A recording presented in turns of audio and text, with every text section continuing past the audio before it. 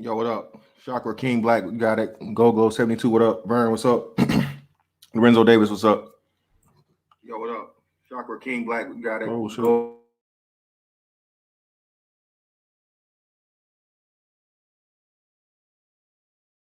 Ricky Mistake.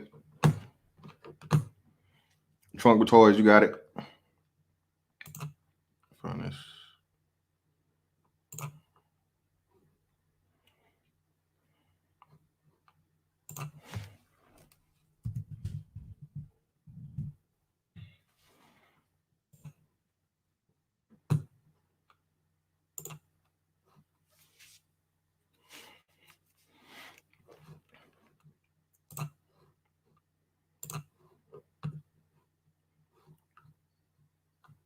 Atticus, what's up, bro? George Frazier, what's going on? Mike Shinnery, NEU, Q4. hey, I ain't got no choice but to stop, bro. Ain't nothing around.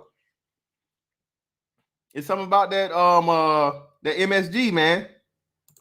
Yeah, I would definitely say no to a rat burger, Atticus now. But that General Soul's rat, hey, ain't nothing like it, baby. Nothing like it.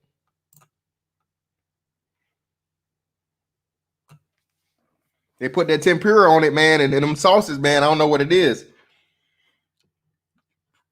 And that Mugu Gai Pan, I'm pretty sure that's what Mugu Gai Pan translates to. Cat delicacy. Anti-gravity, it's something going on for real, man. Like either they got them under an investigation or something, because you know they really did have an issue with Chinese and Asian spies here. So who knows? But bro, that's something to that, man. It's something more to it. I promise you that one. We'll know for sure if places start opening, if they open back up and them motherfuckers don't come back, they done all hop back on the boat, man. Yeah, man, you can't go wrong with that General Souls, man. Even though I don't even eat that shit no more. Man, I remember they did a thing about that like 10 years ago, telling you how many calories was in. Bro, it's like 2,000 calories in like an order of General Soul's chicken, man. It's so bad for you, it's ridiculous. But it's so good though. And the salt in it is ridiculous, bro. It's the scrolls, man. They got them scrolls back there. Y'all didn't know that? And all the back of all them fucking what's the names, man. They got the original General Soul scroll for the recipe, man.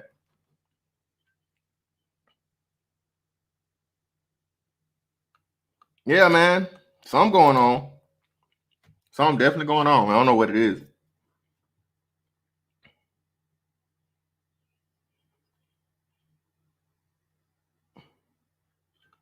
Oh, that too. They was gone too, man. Hey, man. I just do like they do, man. I hire the Mexicans, man. Mexicans make the best Chinese food around here, bro. And the buffets and stuff is nothing but Mexicans, bro. See? No. Yo no sé. No comprende. Mexicans be playing around like they don't speak no damn English, bro. Yeah, man, I gotta get one of them to sell me. I gotta get one of them to sell me that scroll, man. I sell that scroll, I'll be good. You know, Peter kill all the dogs anyway, bro. They just give them to me, and you know, hey. That's another thing too, man. Like animal lovers is just, oh my god, man. Animal lovers, man. I don't get it. I don't get it. I understand, like, hey, dogs are your friend and cats are your friend and pets and stuff like that, and so on and so forth. But listen, man. You buy pets. You buy them. Just like you buy a car, just like you buy a shirt, just like you buy shoes, like you buy a pack of cigarettes. And just like anything else you can buy, it's a reason why you can't buy humans. That's why it's a reason why it's illegal to buy humans. Okay. It's a reason why it's illegal. And it's funny whenever I see like these animal lovers, man. These animal lovers, bruh, they will fucking kill you and fight you over even talking about or joking about some dogs, man. Hurting, what's the name? Oh, you like Michael Vick? You're just the worst. Yes, I do. Yes, I do. I like Michael Vick, and okay anymore? I don't know if we can be friends anymore. I don't know if we can associate. I can't believe you. Hey, man, I haven't heard you get this mad about people getting murdered. Matter of fact, I haven't heard you make some murdering people jokes. So you mean to tell me that a motherfucking dog or cat life is more important than a human life? That's what you're trying to tell me right now. Well, no, I'm not saying that. So why are you so mad then? If your dog died today, what are you going to do? You're going to go get another dog. You're going to go purchase one. Or maybe somebody's kind enough to give them to you. But people don't work that way. Yeah, man, I love telling motherfuckers I'm a motherfucking Mike. Hey, I'm a Michael Vick supporter, motherfucker. What? And I'm not I'm not promoting animal cruelty or no shit like that. Wow, that's all, but I had a dog as a kid, but it was just overrated, man. It's like, and when the dog died, like, man, it was just like, okay, it's sad. I'll never forget it. So I was in Jacksonville and I was an instructor. And the this other dude that I was working with, he was getting ready to retire. And he was like, yeah, man. He said, shit, I heard one of the civilians that work there, they got civilian instructors that pair with the military instructors, right? And he was like, yeah, man. He's talking about funeral arrangements and all this stuff, and whatever is saying, it's gonna cost, like, $3,000-$4,000 for the funeral. And he's like, yeah, man, I was about ready to give him some condolences and things. And I was like, damn, that's a hell of a good price just for a funeral to bury a person. Then come to find out, this motherfucker talking about his dog. Talking about, white folks have dog burials, y'all. Like official ceremonies, nigga. Like little dog caskets and shit. Nigga. I wish we would. What? Hey. You better go dig that hole off in the woods somewhere and throw him in there. Hey, yeah, towards that too. Yeah, man. Oh man, the surgery he's gonna have to get, man, it's gonna be $2,500. In order to because like one real bad thing when I think like Rottweilers and bigger dogs is like hips. They have like hip problems. They get arthritis and shit, right? In order for them to fix it, and I'm just like, man, I'm like. And I can't say it, I can't say it because you say it to them, that'll trigger motherfuckers, and you might have to fight a motherfucker. But I'm just like, bro, motherfuckers don't pay $2,500 for their own surgery. Niggas, you know how many niggas done died? It's not funny. You know how many people done damn died, man, because they couldn't afford a $2,500 surgery? Humans, like a $2,500 fucking copay or whatever the fuck it was. They didn't have health insurance, and y'all are wasting $2,500 on a dog. Ain't that much goddamn connection in the world, man. Especially for some shit that, like I said, bro, this dude was telling me the other day, man. Dog lover. I work with the dude, Caucasian persuasion, of course. And he was saying how the dog bit his kid. And this was like the second or third time, I don't know what it was, second or third time that the dog had bit somebody in the house, and the last time was a kid. So he was just like, he got to get rid of the dog. And I was just like, and they already got the dog from a shelter or some shit. So it's a previously getting a dog from a shelter, bro. You don't know what the fuck. You know what I'm saying? You don't know what the hell. It's a unwanted dog, man. It ain't never been chipped, no shit like that, so on and so forth. Or especially from these pit bull things where they know for sure that they had previous trauma. They were fighting dogs or breeding dogs and whatever the hell it is.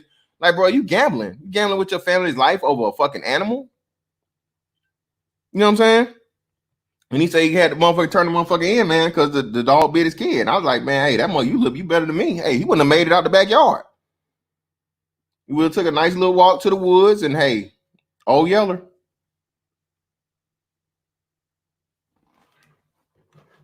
Nah, I'm off. What's the name, man? Yeah, that's what I'm saying, man. Yeah, exactly, Atticus. That's how we did it. But time with you, man.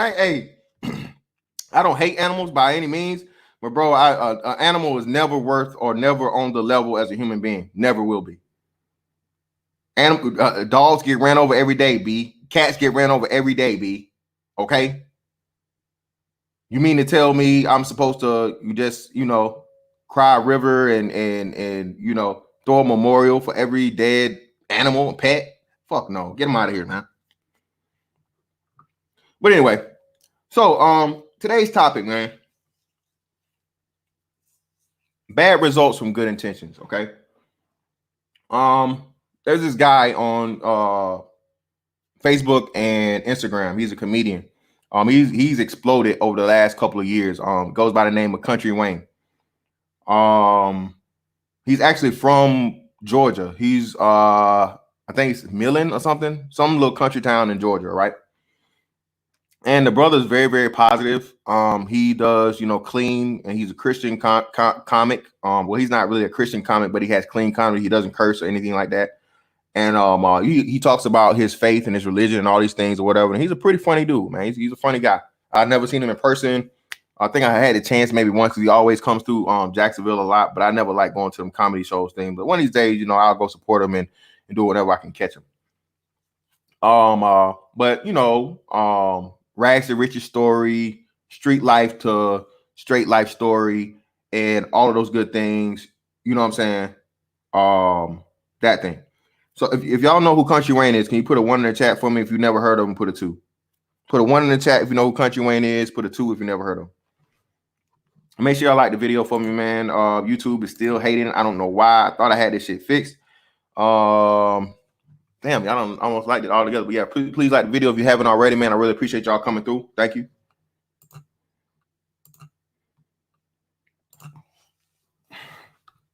All right, so most of y'all have heard of. Yeah, most of y'all have heard of them. All right, so if you haven't, I'm gonna be playing some audio from him. I'll show you who he is so you guys can see him. I'm not gonna, I don't want to play it. Let me see. There we go. Hold on. Let's do this. We gotta do this first. Hold on. StreamYard. Share screen. Chrome tab. There we go. Share. And good. All right. So this is him right here. The dude in the white shirt. That's Country Wayne. Okay.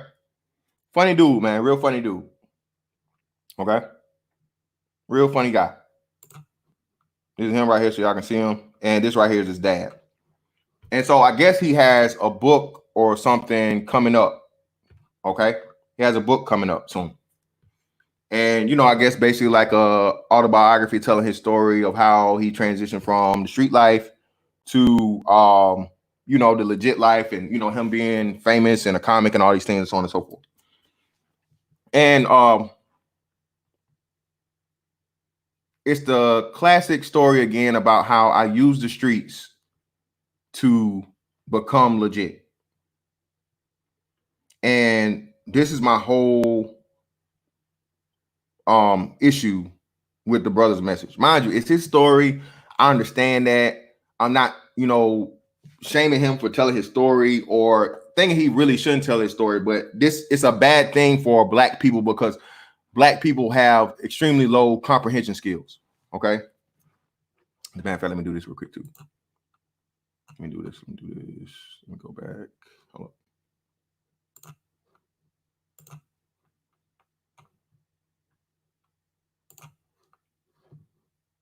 Yeah.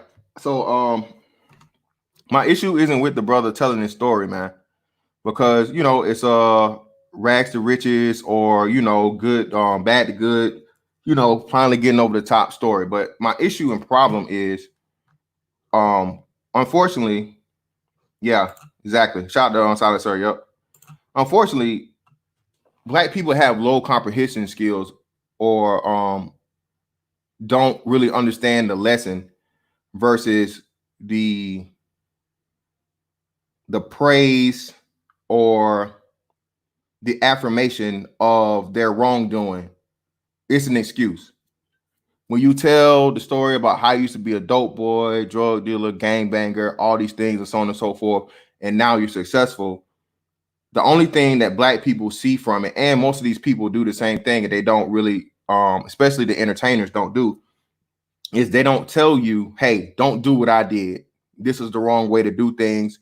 You can be successful without ever stepping foot in the streets and things like that. They praise it, they glorify it, they do all those things, right?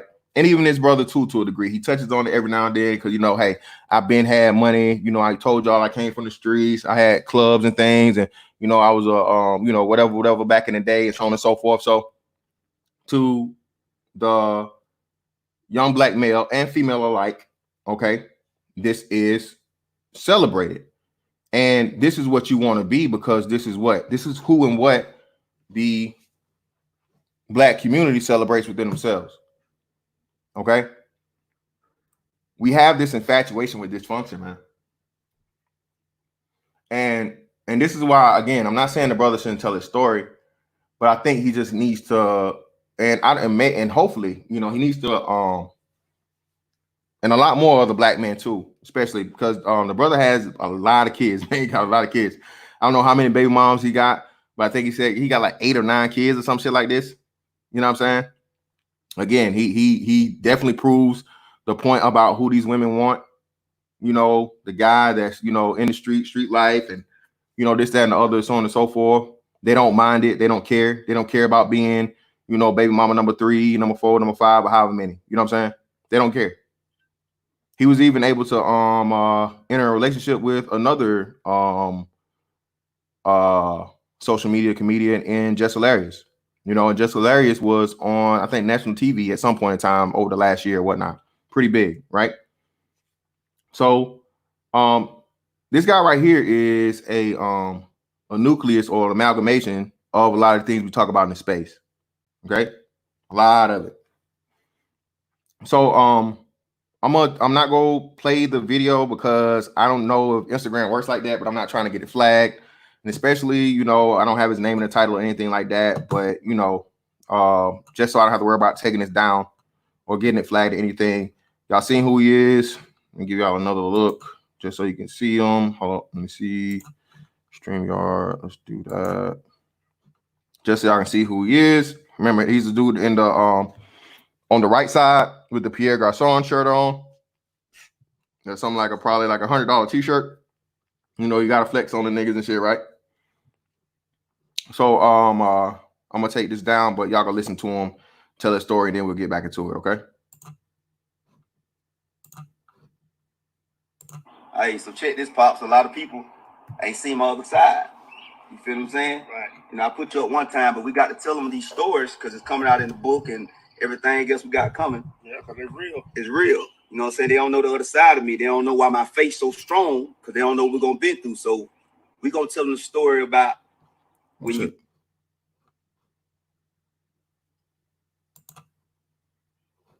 Oh, shit. Hold up. I was still playing it. Hey, so check this, Pops. A lot of people ain't seen my other side. The fuck? Oh, I got to leave it up. My dumb ass. You can't get it off of what's the name, man. My bad. Yeah, Pierre Garçon, man. Pierre Garçon. It's a little thing. Susan Hattar charged with murder. Wow. Are you serious, bro? No. Wow. That's crazy. Wow. Nah, Sigma, I gotta look that up, bro. Hey, is the audio good? Let me know the audio is good before I keep playing it. It's Instagram, so I can't. If I come out of the window, the video stop playing.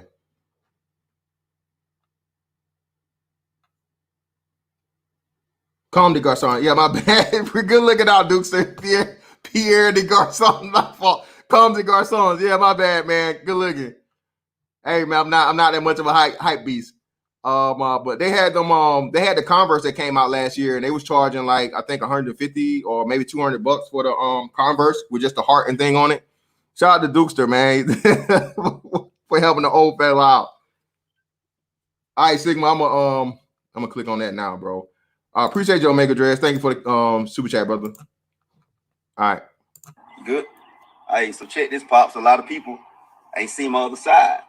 You feel what I'm saying? Right. I put you up one time, but we got to tell them these stories because it's coming out in the book and everything else we got coming. Yeah, because it's real. It's real. You know what I'm saying? They don't know the other side of me. They don't know why my face so strong because they don't know what we're going to be through. So we're going to tell them the story about when you got caught that night and you had to go to the hospital. Now, check this. We got to tell the seriousness of this story because we had nothing legit going on, but this was our plan. We was hustling in the streets to get out so I can be a rapper, so-called. We was pushing my career. Now, he get caught one night.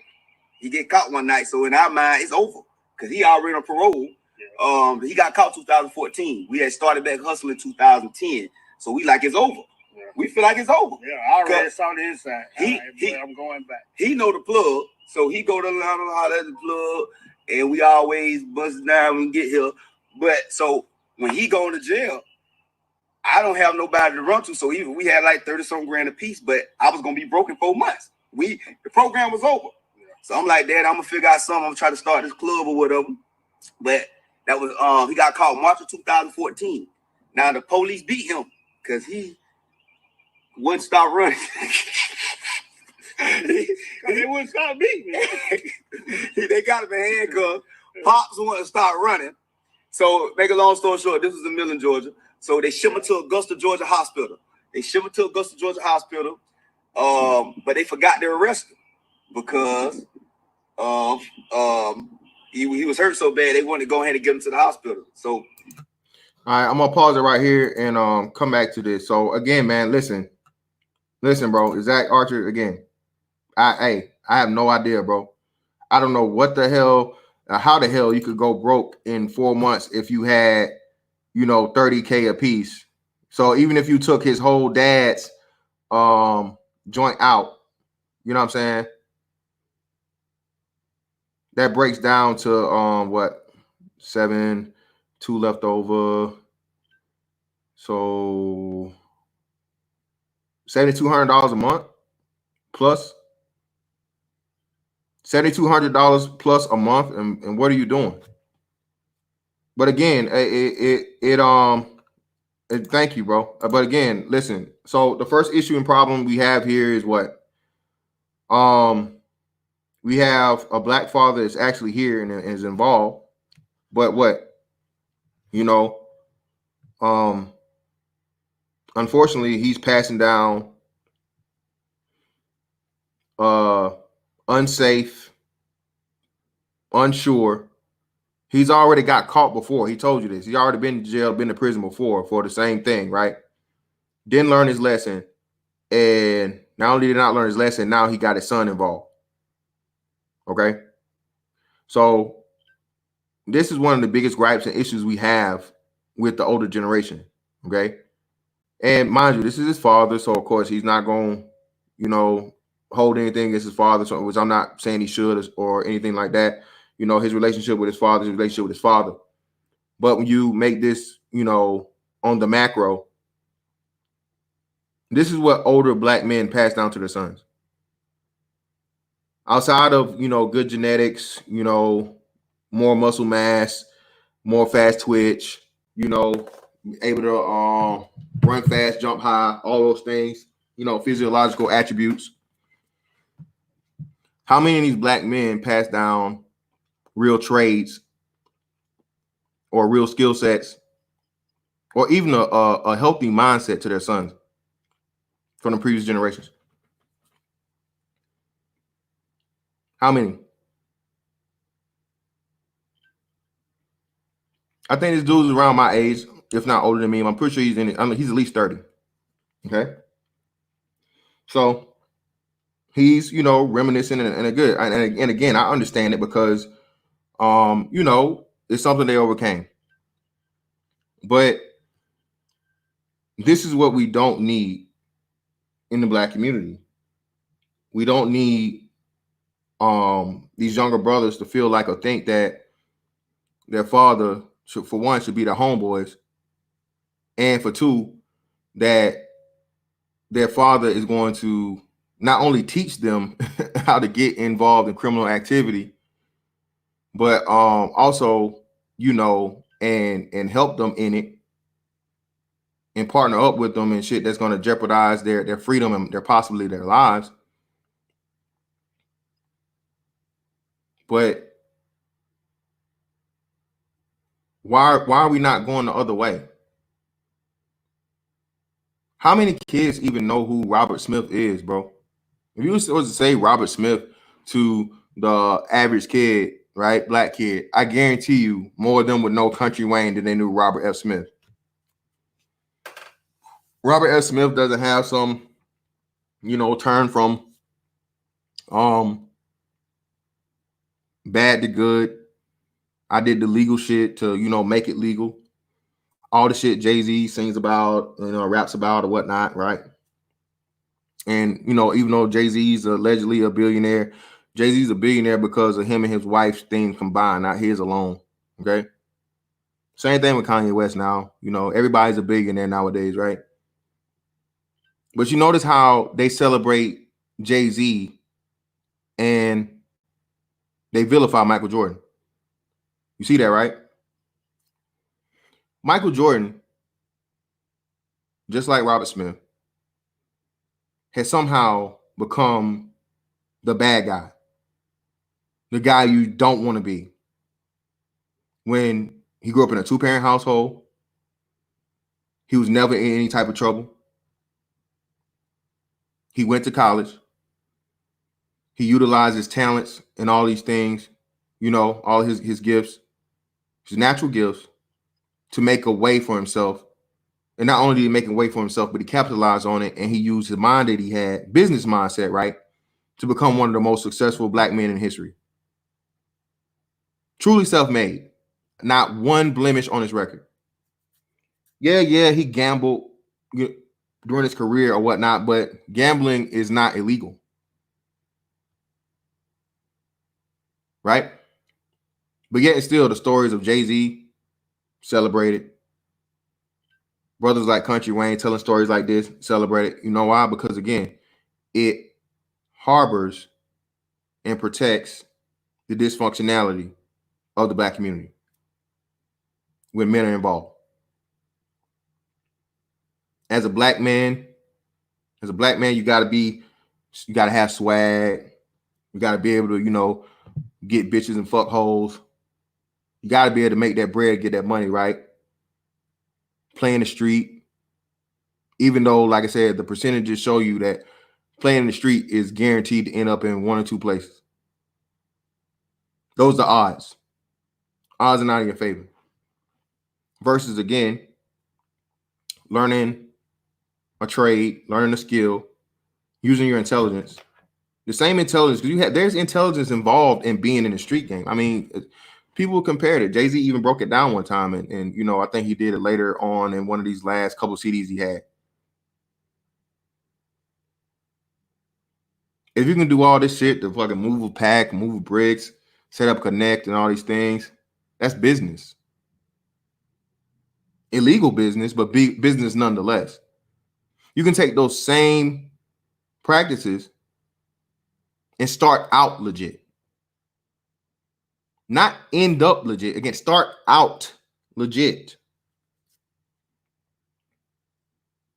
But in the black community, again, this is why bad results from good intentions. The story is intended to inspire and show this triumph and winning. But all these young black boys and young black girls are going to hear is, this nigga started in the streets. I'm still in the streets. So one of these days I can be like him. I just got to go a little bit longer and not get caught. I just got to go a little bit longer and not get caught. All the shit all the rappers sing about. They moved all these bricks, sold all this dope, killed all these niggas, so on and so forth. But when the real niggas that really did it always end up caught, i.e. the motherfucker everybody was singing about, Big Meech. These niggas out here really killing motherfuckers. They got to do, what's the dude's name? Melly or whatever the hell his name is.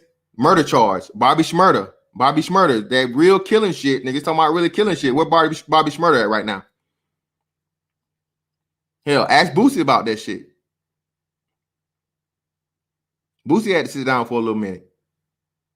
Hell, C-Murder's still there. So that's one out of what? 1 out of 5 dudes? 1 out of 5 dudes, and he actually went to prison, but he got his thing overturned. Melly, appreciate you, bro. YMW Melly, appreciate you. I don't know who half of these young cats is, bro. But again, man, this is why I say, bro, we can't we have to be extremely careful with the packaging that you deliver to these young minds of these young males who have no positive males in their lives, man. You're doing them a disservice when you're glorifying, and that's what you're doing. No matter how you try to cut it, chop it, and so on and so forth, you're glorifying that. Because you know why we're glorifying it? Because you're not telling them on the back end, bro. You're not telling them, listen, this is the wrong way to do it. And not only telling them this is the wrong way of doing it, you need to give them the actual blueprint of the way to do it right. That's another thing too. Motherfucker tell you about all the shit about how T.I. did the same thing. What did T.I. do? I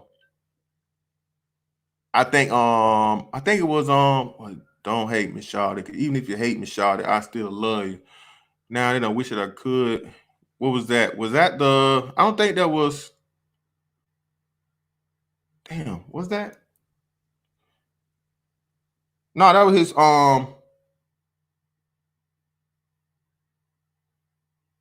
yeah, that was his first CD. That was his first CD. And at the end, he said to my little boy, if you do the same shit I did, I'm gonna beat your motherfucking ass. Right?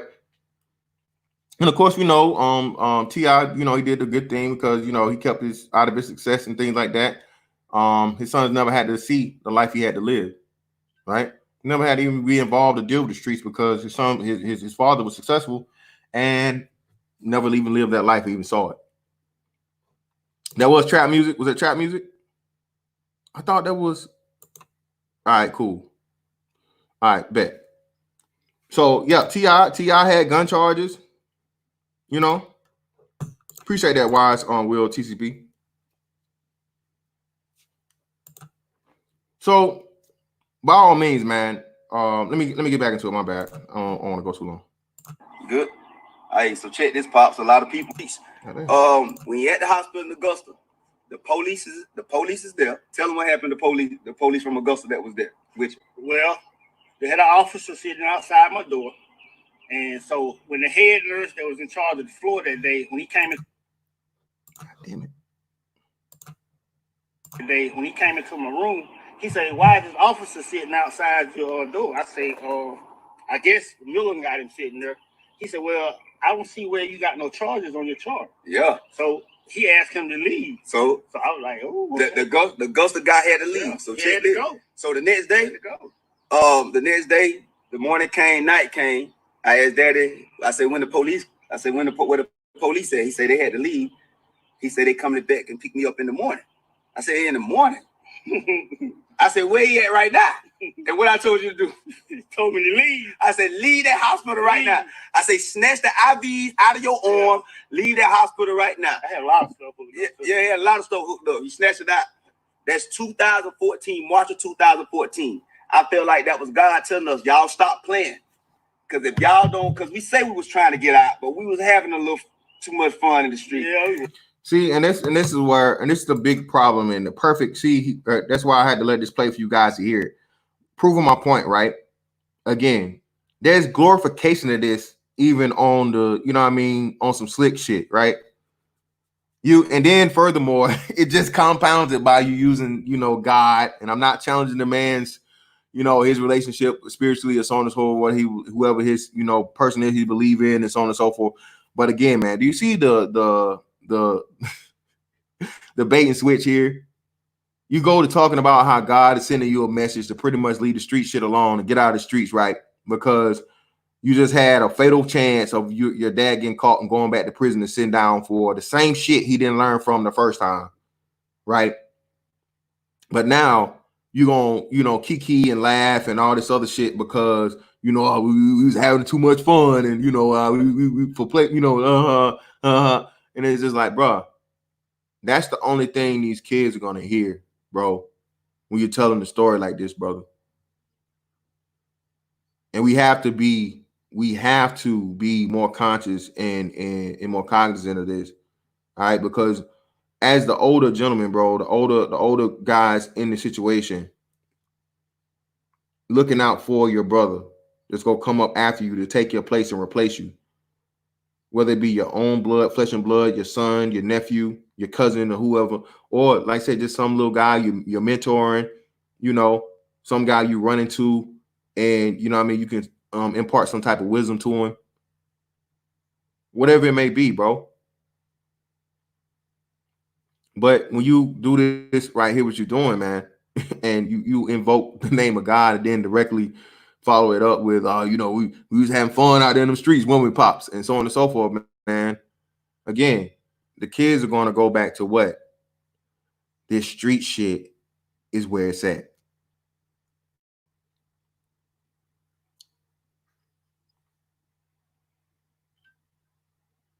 It's always good for you to tell your story, man. We all have one, right? We all got a story. We all done had some type of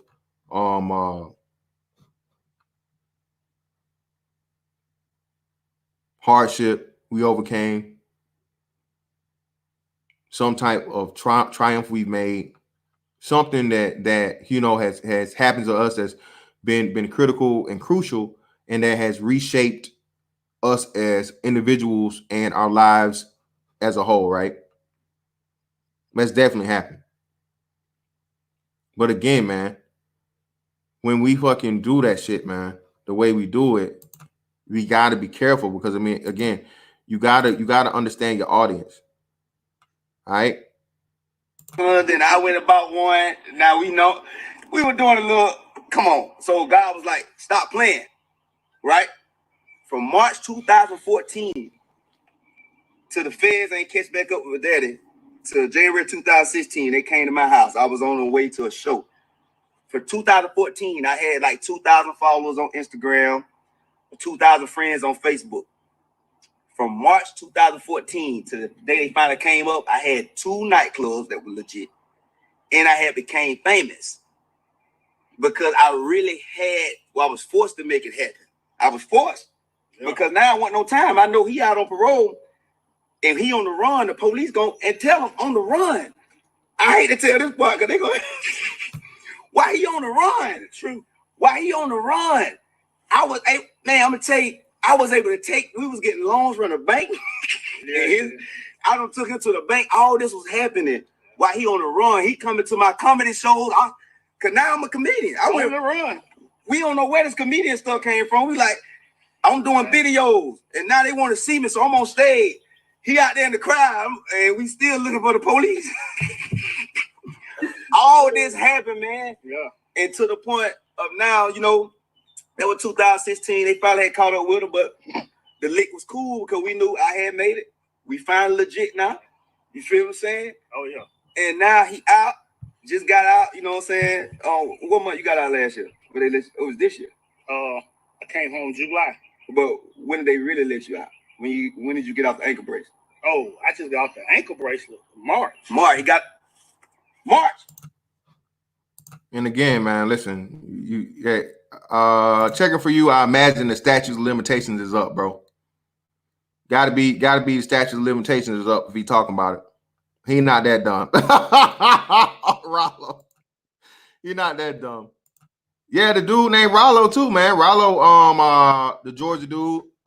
He didn't get trapped up in no murder or whatever, but I think he got caught up in a drug RICO case. But yeah, man, listen, and again, bro, this is what these young kids are gonna get out of this, man. These young kids have never seen anything other than dysfunction and, struggle. Product of my environment. I gotta do this, bro. I gotta hustle to make it. All I can do, sling rocks. I have a mean jump shot. This motherfucking 1990s mentality, bro. That's just not true anymore.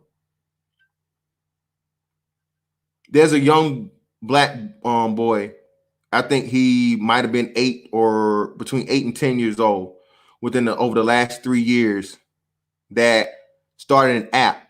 He developed an app and he became a millionaire off an app he developed. No more than 10 years old. If somebody knows his name, drop it for me in the chat.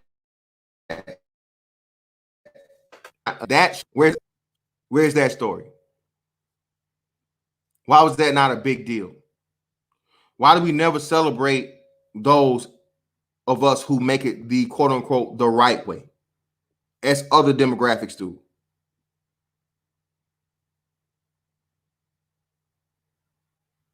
Because we have this fucking addiction to dysfunction, bro.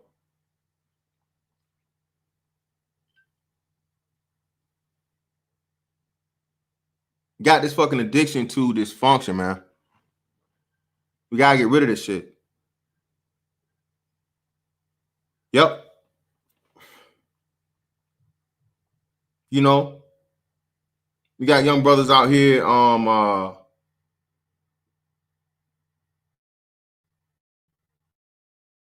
Another.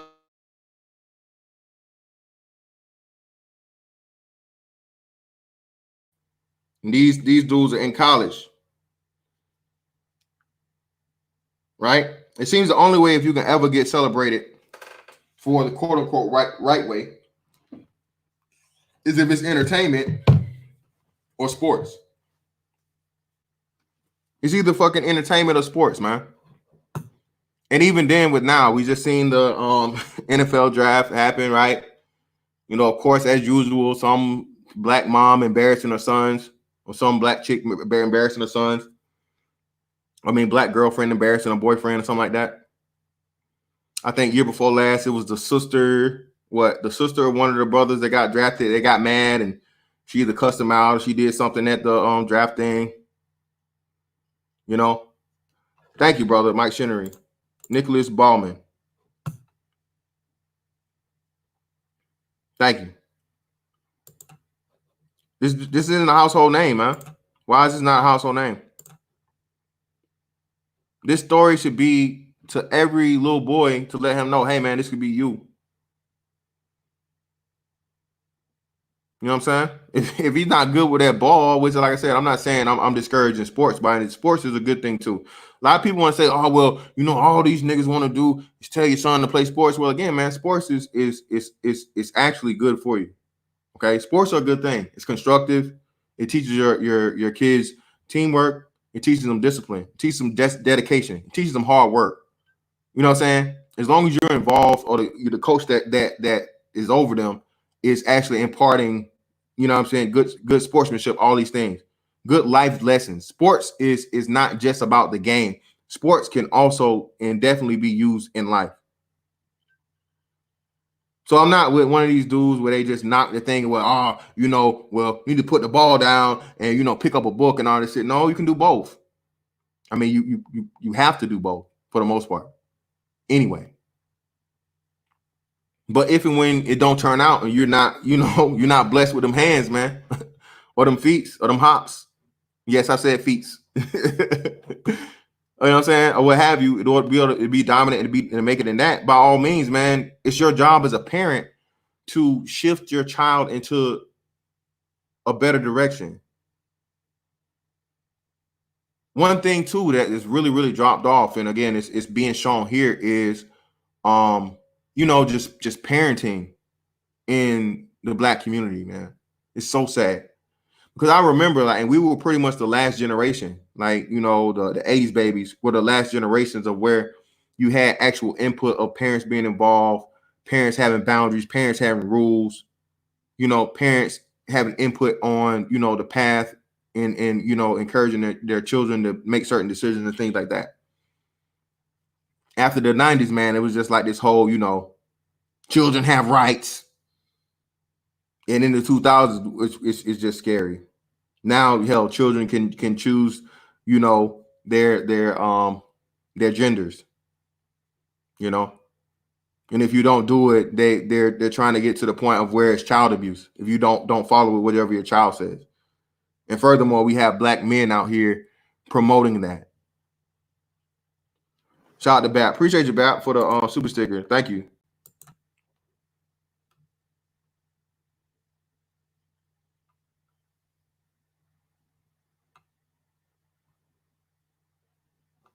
Shout out to Young Star, exactly, on the shift of direction. Black parents let us 90s babies like myself be raised on TV, movies, and video games. Yeah, man. Oh man, whoa. The Parker family. Whatever you do, do not eat any Chinese food. Take out. People are coughing and not wearing gloves while preparing food. Oh man, that's everywhere though, man. That can happen in Applebee's, man. You ain't got to worry about it no way because they wasn't there. Yep, hey, anti-gravity, exactly, man. You can put your child on puberty blockers, man, but you can't tell your child, you can't whoop your kids nowadays, man. I know some of y'all, you can't whoop. Hey, man, it's a reason, bro. Some shit, I'm telling you, man. All right, if you don't whoop your kids now, that them police officers gonna be whooping them later or killing his ass. Okay, which would you rather happen? Corporal punishment exists for a reason. Should it be the first fucking go to? No, of course not. But it's slavery. No, motherfucker. Asian people whoop their kids. White people whoop their kids. Hispanic people whoop their kids. Africans whoop their kids. And what do all those people do? Arab people whoop their kids. Oh, they outperform black people when they migrate here from their country, not even knowing the language. So miss me with the fucking, whoopings is just bad shit. Yeah. Going to the extreme and beating your children is not, that's intolerable. Okay. Extension cords and high heel shoes and, motherfucking race car tracks. Yeah, that shit right there was child abuse. Okay. Our moms and dads owe us some goddamn, y'all talking about reparations from the government, nigga. We need some reparations from these motherfucking mamas and dads around this motherfucker. You ain't never been whooped naked, nigga? You ever been whooped naked? You know how evil that, bro? I remember this one time. I don't even remember what it was about. It was some school shit, had to be, because that's what most of the shit was about, right? Bruh, I got out the shower, out the tubs. Back in the 80s, in the 90s, you took baths. You had to be a certain age to take a shower. That was a big thing. You was able to take a shower. I want to take a shower. These kids, man, my son, I just thought about it. Man, my son been taking a shower since I don't know how long, man. There ain't no telling how much damn water he done wasted. My son been taking a damn shower since he was like 5. Oh, white people whoop their kids, Omega Dreads. I ain't seen them. Hey, that's what I'm telling you, man. It's again, bro. If you see this whole thing about the government input and tell you what, and psychologists and all these people tell you what you shouldn't do with your kids and so on and so forth. Look at how society's declining. Look at how there's a lack of respect for adults from children. Kids don't even have the healthy fear of an adult because they know, if you touch me, I'll call the cops, to their own parents. Yeah, Brandon, hey, a whooping ain't a guarantee, bro, but hey, it may help. You know what I'm saying? It is what it is. Nothing's a 1,000% fucking solution, man. It's very, very few in existence. But I'm all off what's now. Let me get back here. Hold up. Marching 9. Look at God. He's showing you, man. God steady marching. But check this. Got on ankle brace. So now your son, a famous comedian, ain't nothing to worry about now in the streets. And God's still here. Right now, people wonder why my faith still strong through all this, what's going on with the coronavirus and people getting sick and entertainers not being able to work. Here it go again. 10 years later, came down to the country, buy my daddy a big truck. We started the cola transportation business and all this. And then what I told you in a year, I'm gonna make you in a year. A millionaire. A millionaire. Believe that. Believe that. Believe that. So everybody out there, man, have faith. You might be in a situation that the world won't understand because people was judging people from the outside world who didn't have our same backgrounds or be like, oh, them bad people just because we was in bad situations. Just because you see somebody in a bad situation don't mean they bad people because the country. See that manipulation of language right there. Brother, you weren't in a bad situation. You were making bad decisions willfully. You were willfully making bad decisions and involving yourself in things that you didn't have to. Just like there's a way to be made out of a bad situation, there's a way to be made out of a good situation also. But as Black people, we never ever hear that. We never hear it. That never gets no shine. That never reaches the first front page. And even like going back to Michael Jordan, using Michael Jordan as an example, over time, man, that fades away. Whoever would have thought that fucking Michael Jordan, man, would be the bad guy? Niggas to this day, oh, he invested in prisons. He invested in prisons. No, he didn't, you fucking idiot. Google has been around for how long? And you lazy ass niggas that are running around here and talk about, again, one of the best self-made, positive Black male stories in history. You would rather go around here and recite a lie than do the fucking proper research. Still niggas to this day. All because you want to be woke.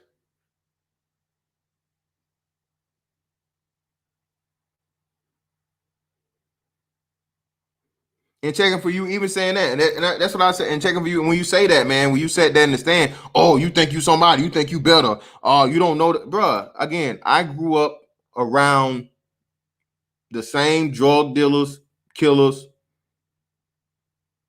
and whoever else, right?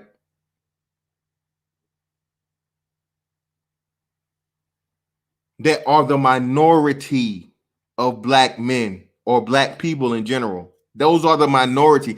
The criminals are the minority people. So why do we have to praise them as if they're the majority? And not only that, do you not understand that you're only perpetuating the stereotype that all niggas do, and the only way a nigga can make it is through nigga shit, through criminality?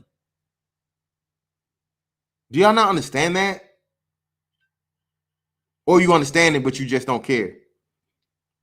Or it's not that you just don't care, it's that you don't have the fucking balls or the spine enough to say, hey, I'm not gonna celebrate this nigga shit.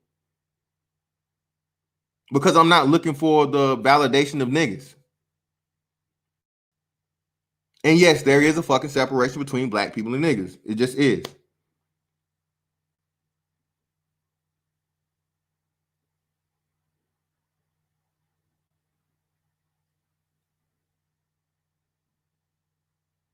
What we at now, 30 years left? I think 2055, they say. Black people will be to the point of where you'll be a permanent underclass because of our inability to take power in the financial realm in this country. Oh shit, my bad, brother. Thank you. Anti-gravity. Question. Hustlers are making 10 to 20K profit a week. At what dollar amount is enough for them to move on? Blows my mind. That is a great question, brother. That I don't understand it. And they all have the same stories back from the Nicky Barnes and them, up to Freeway Rick Ross, up to the newest niggas, the BMF dudes. Hey man, it's just never enough. They like he said, the brother told you just in this alone. Hey, we was having too much fun. We was having too much fun out here. You know what I'm saying? It's addictive, bro. Shout out to Chief Rocker, man. Thank you, brother. Peace, Mr. Van Taxton in the chat.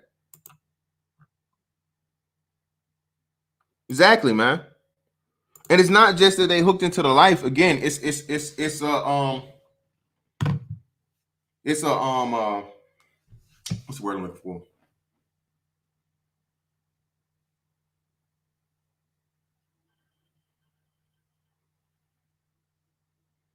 It's like a magnesium fire. That's what it is. Does anybody know what a magnesium fire does? This is something they teach us in shout out to Chief Rocker, by the way. Shout out to Chief Rocker. This is something they teach us in the military. Once you get there, everybody has to go to shipboard firefighting for the most part. All right, they teach you it generally when you go through boot camp, and then once again, if you whenever you go to sea duty, you have to go to firefighting again, and they tell you, they let you know pretty much, hey, you have a fucking magnesium fire, class Delta fire. That means it's pretty much you can't put it out because the magnesium burning, the heat of the magnesium, it creates its own oxygen, and you can either put it out with something that completely smothers all the oxygen in the area, which is dangerous. Why? Because unless you have on full shipboard firefighting gear, which is a self-contained breathing apparatus or whatnot, right? Your CBA, SCBA. Most of the times on the flight deck is where you have to worry about it, or if it happened in a hangar bay or some shit like that. If you do that, then what? Everybody, you risk having people fucking pass out. So what do they tell you? The number one thing they tell you to do is fucking, exactly, shout out to Chief Rocker, jettison that shit. Thank you, jettison that shit. And this, oh, shout out to checking for you. I didn't know that, bro. Shout out to you checking for you, one. Appreciate you, bro. And that's what the black community is when it comes to dysfunctionality, bro. We're class Delta fires. You can't put it out because if you don't participate in it, or once you participate in it, you have to stay in it, because not only do you get the praise, the glorification, everybody know your name.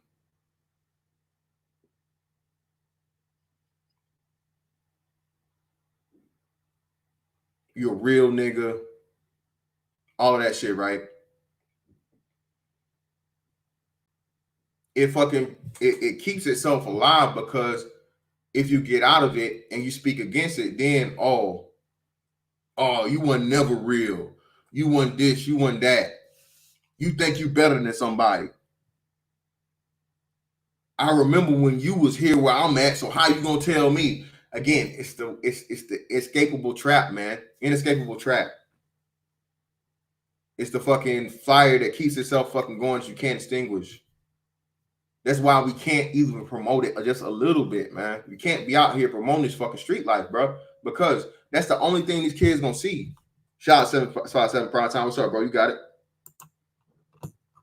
That's the only thing these young brothers gonna see, man, because everybody around, this is what they know. This is what you get praised for in the hood. This is what can make your name. This is what can give you, all the hoes, right? And who don't want hoes? What young nigga don't want hoes, right? You know what I'm saying? The baddest bitch in the club, the baddest bitch in school, baddest bitch in the city. You know? Nowadays, hey, the baddest bitch on Instagram.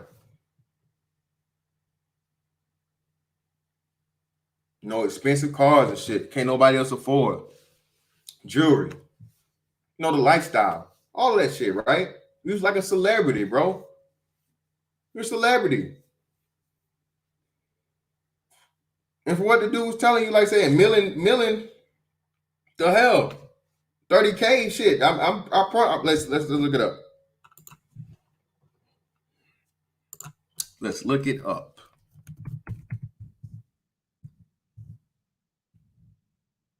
Average income.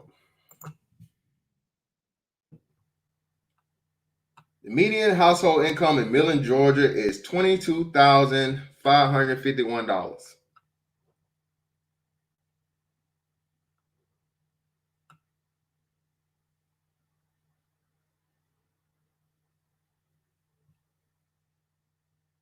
And this man said he was making 30K what, every 4 weeks or something? Or he was gonna lose 30K in 4 weeks in or 4 months. Like I said, 4 months.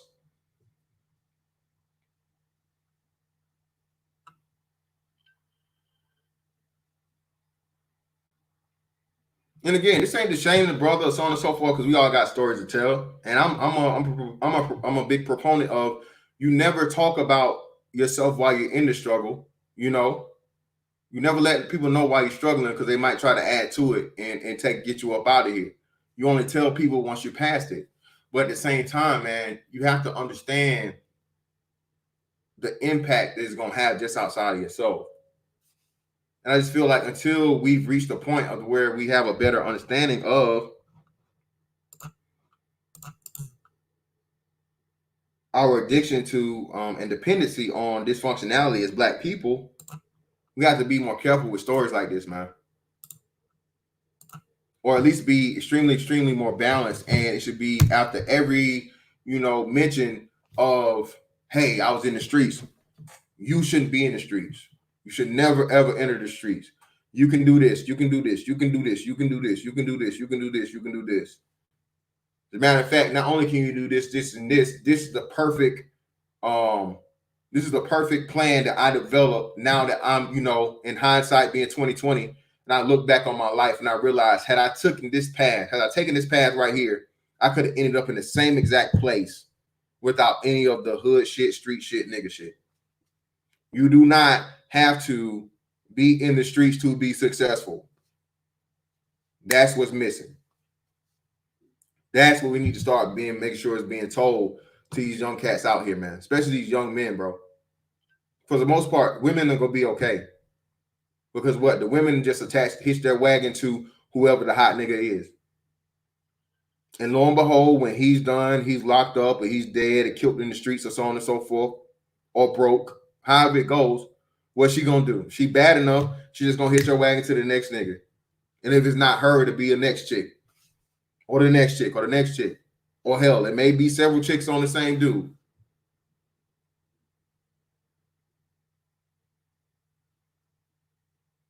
And as fathers, we gotta again step into show our daughters, man, that like, bro, why would you want to be dealing with this guy? You got Yaya Mayweather, which proof positive, right? She ain't got a want for nothing. It's not about the money. When people say, "Oh, it's about the money," he got this. No. It's an addiction to dysfunctionality, bro. That's what it is. Same thing with what's the girl's name? Harvey, something Harvey. Whatever the chick that Future was dealing with for the time he was dealing with, now she's old news too. A freak fucked and forgotten. Whatever her name, something Harvey. All these chicks that are just, running around dealing with the it dude. Shout out to Terrence B for the super sticker. Thank you, brother. We have to be more aware of, man, how even though it's your story, right? And it may be a positive story. Lori, appreciate you. Lori Harvey.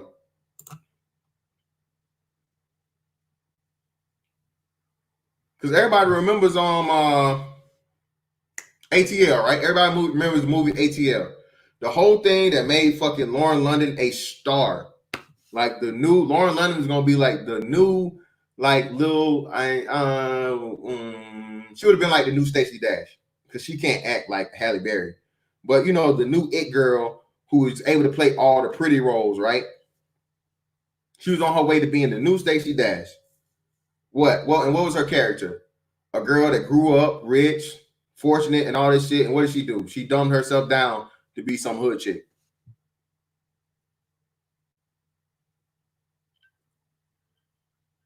She had to fit in. Yep. Everybody loves some Nunu.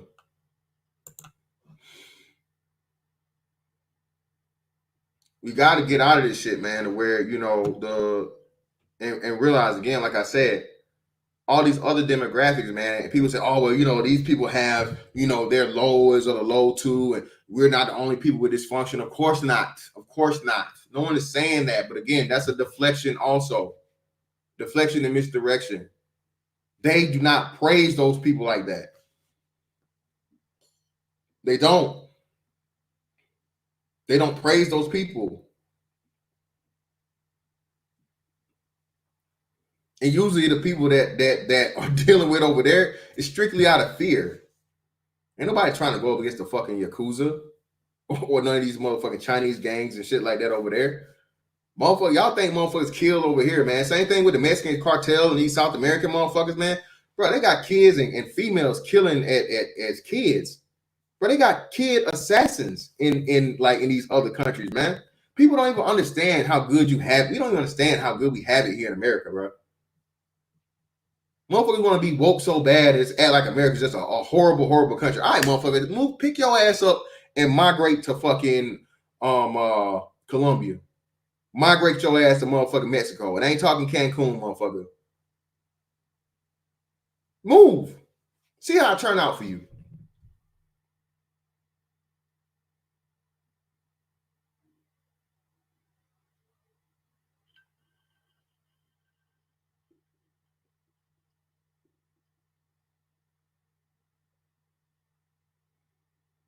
Yeah, only to have Lauren London come out in real life and tell you, despite her being on she'd already became a baby mama at this point. She already had a kid, whatever, but she had a kid by Lil Wayne and so on and so forth. So we know that deal, right? But for her to admit, bro, shout out to Bernard Riley for the super chat. Thank you, brother. For her to, thank you, Brandon. Lord Jesus. A woman that, man, of all the things she could want, bro, she has her own success. She has her own brand. She's beautiful. She's attractive. And what? She's addicted to the hood nigga. I think she's in, if not, I forget what magazine it is, so I won't quote what magazine it was. But whatever magazine it was, saying she just, it's just something to her. A hood dude does something to her.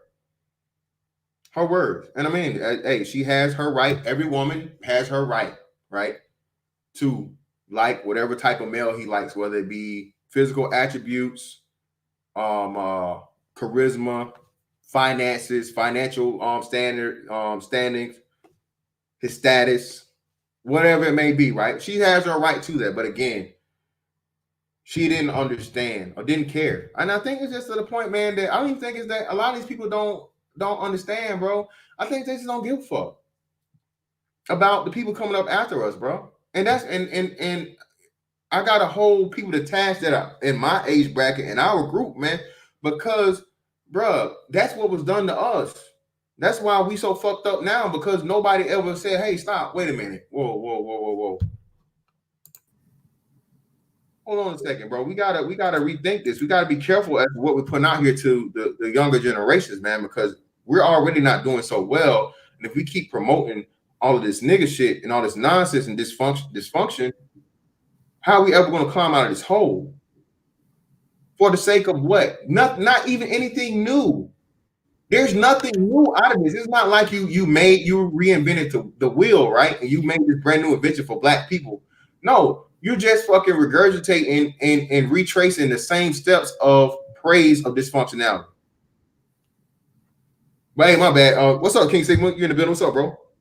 Hey, what's good, Mr. Fantastic? Thanks for having me on, man. I definitely enjoying the topic, brother. No problem, man. What's going on with you? It was funny while you were talking and you were telling the story about those cats in Georgia. I'm sitting up here reading the news release on the basketball player down there from your area who was just charged with murder with 5 other cats.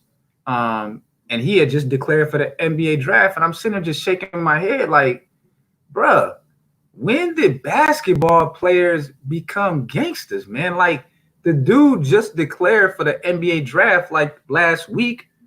And he was looking to at least be second round or get a contract overseas. Or he could even came back because he had one more season left. His name was Tashawn Hightower. And somehow he ended up being charged with murder this morning with 5 other cats from down there in that ATL area. So it's like when you look at the last generation, man, and this glorification that you're talking about of gangster rap that came out of the 90s, Tupac, the Biggie beat, that really was the beginning of a really a mainstreaming of the black redneck culture in a serious way.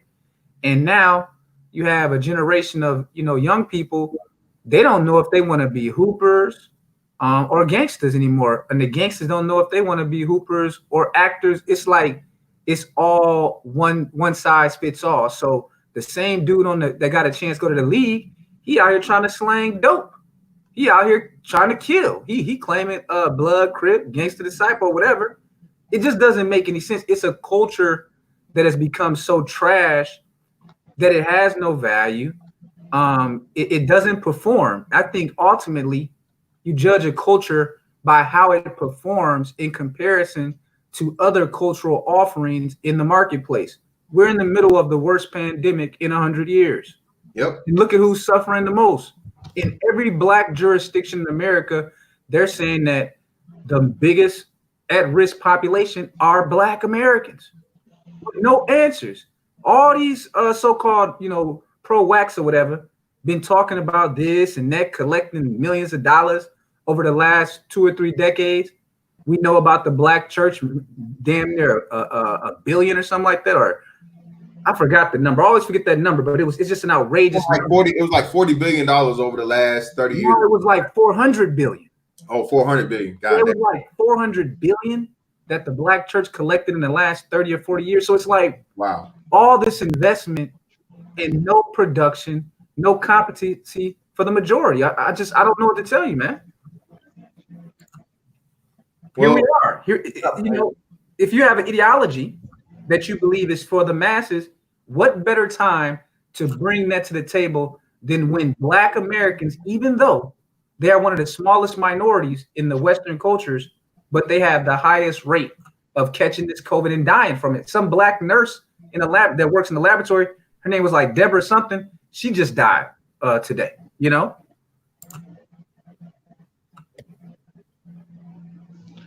Yeah, can you hear me?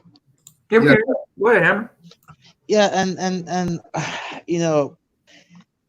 I hate to say this, and because my perspective is like this, right? The reason why the community is the way it is very simple. We don't have a strong patriarchy.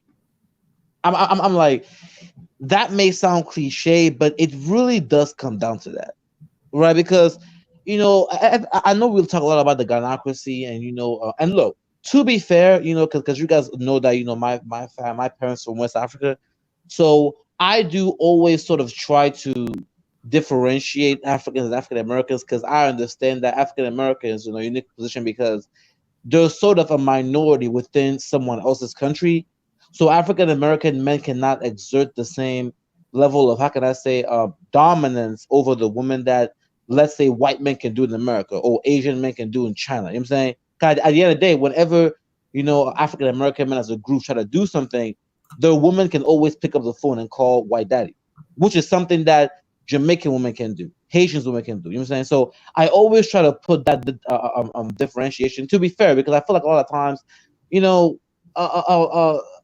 I understand in the black diaspora, everybody wants to talk about African Americans, but I feel like, a lot of times we are not putting things in proper context. Because, like I said before, if a chick in Haiti, is talking trash or shit, I'm like her. It's very common in those places for her to get smacked. And because they're essentially on an island, she can't run to the United States and ask for help. I'm saying this is the reason why black women from other cultures actually tend to be more feminine, because they actually have to deal with their men. You know what I'm saying? Compared to here, a Shaquisha in the Bronx, she doesn't have to listen to you. I'm like, she can always call the white government. But see, just imagine, for example, if the black population in the United States, let's say, for example, right, if African Americans were taken and they were put in like Liberia or something, right, and they had their own nation, right? And in other words, the women could not escape. So, if the men came together and said, hey, y'all gonna start doing this, and they had the actual state to back them up, I can promise you for a fact they'll be able to change it. But to get back to the topic, because I sort of went off a little bit. The reality of the situation is because there's no patriarchy. Like 90% of these problems will be solved if you had a strong patriarchy in the black community. And look, I'm not gonna be here. I'm not gonna come here and be completely disingenuous, because we all know why there's not a patriarchy in the United States. We all know that. We all know how a lot of American women, black American women, chose to sort of side with feminism and all these things that sort of allowed the black community to be where it is. By the end of the day, I feel like right now we are coming at a crossroads in terms of we're seeing the white feminists sort of saying, hey, black chicks, look, it was fun working with y'all, but see, our population is starting to come down, so we're going to start aligning ourselves more with the white man, aka Donald Trump. We saw it in 2016. we're seeing Washington State voting to overturn affirmative action. I'm like, what we're starting to see is that this sort of feminist sort of union between that black women were sold on in the 50s is starting to become cut. But especially the problem is this: although a lot of white women sort of were in the feminist movement, they always maintain some level of relation with the men. So as a result, they can always bounce back. For a lot of these chicks, once these white feminists cut them off, they can't necessarily hop back into the manosphere. They can't really bounce back like that. Well, and so for me, yeah.